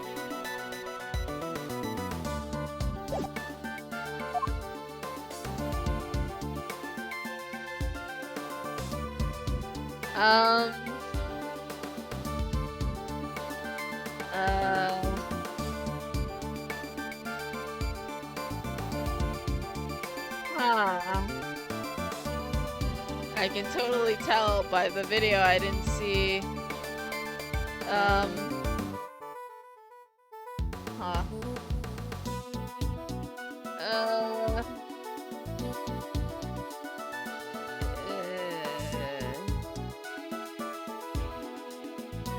Take that!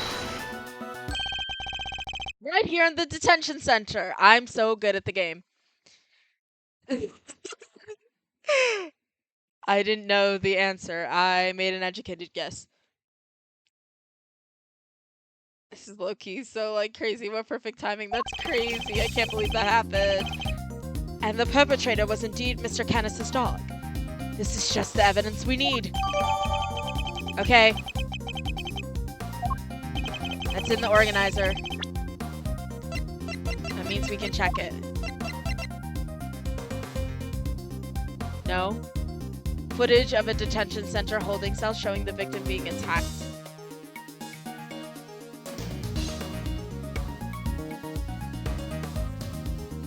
I don't know. By dark form. I think they should let me see it again.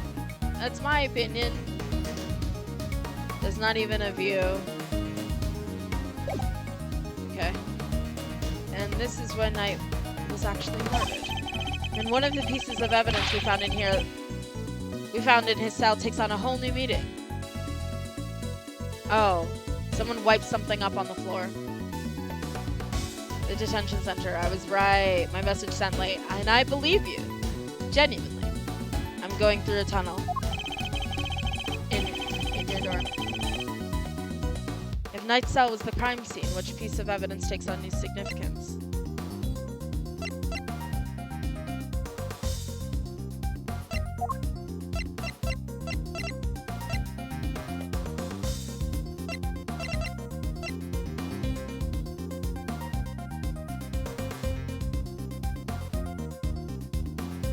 Right?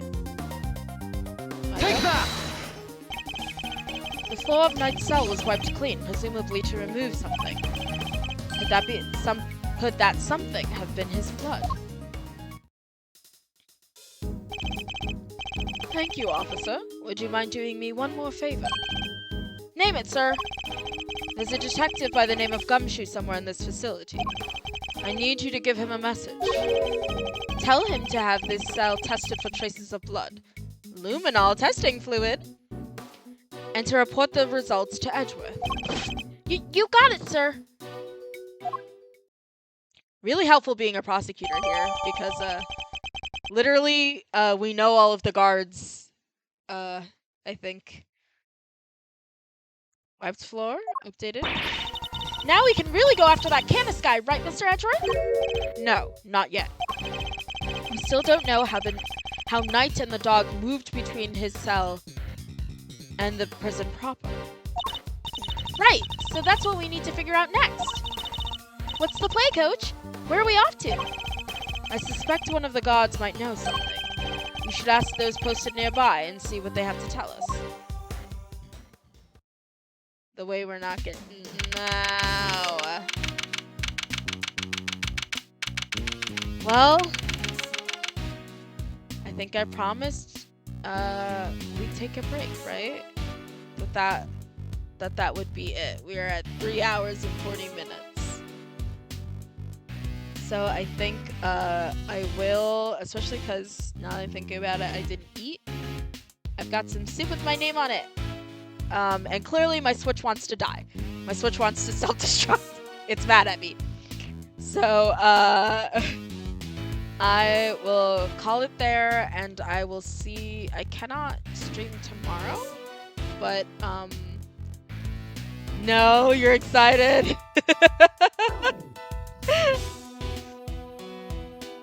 Yeah, I can stream tomorrow, maybe a Thursday or something like that. We'll see, but you know, I feel like I usually say something when I go live. So, and I got alerts and everything. I got some alerts. I didn't get to test them out. I don't know, so maybe I'll get lucky and like one of my friends will like follow me or something at one point so I can see if those work, because I haven't been able to like test them. I don't know. Anyways, I'm just rambling at this point. Thank you guys for joining me. Thank you Thunder and Sencon and Johnny and anyone who's been lurking. Of course, Cakes is here and JJ, and I think Jules was also there. Thanks everyone, and I will be back later and we'll continue the song. So ta-ta and have a good night.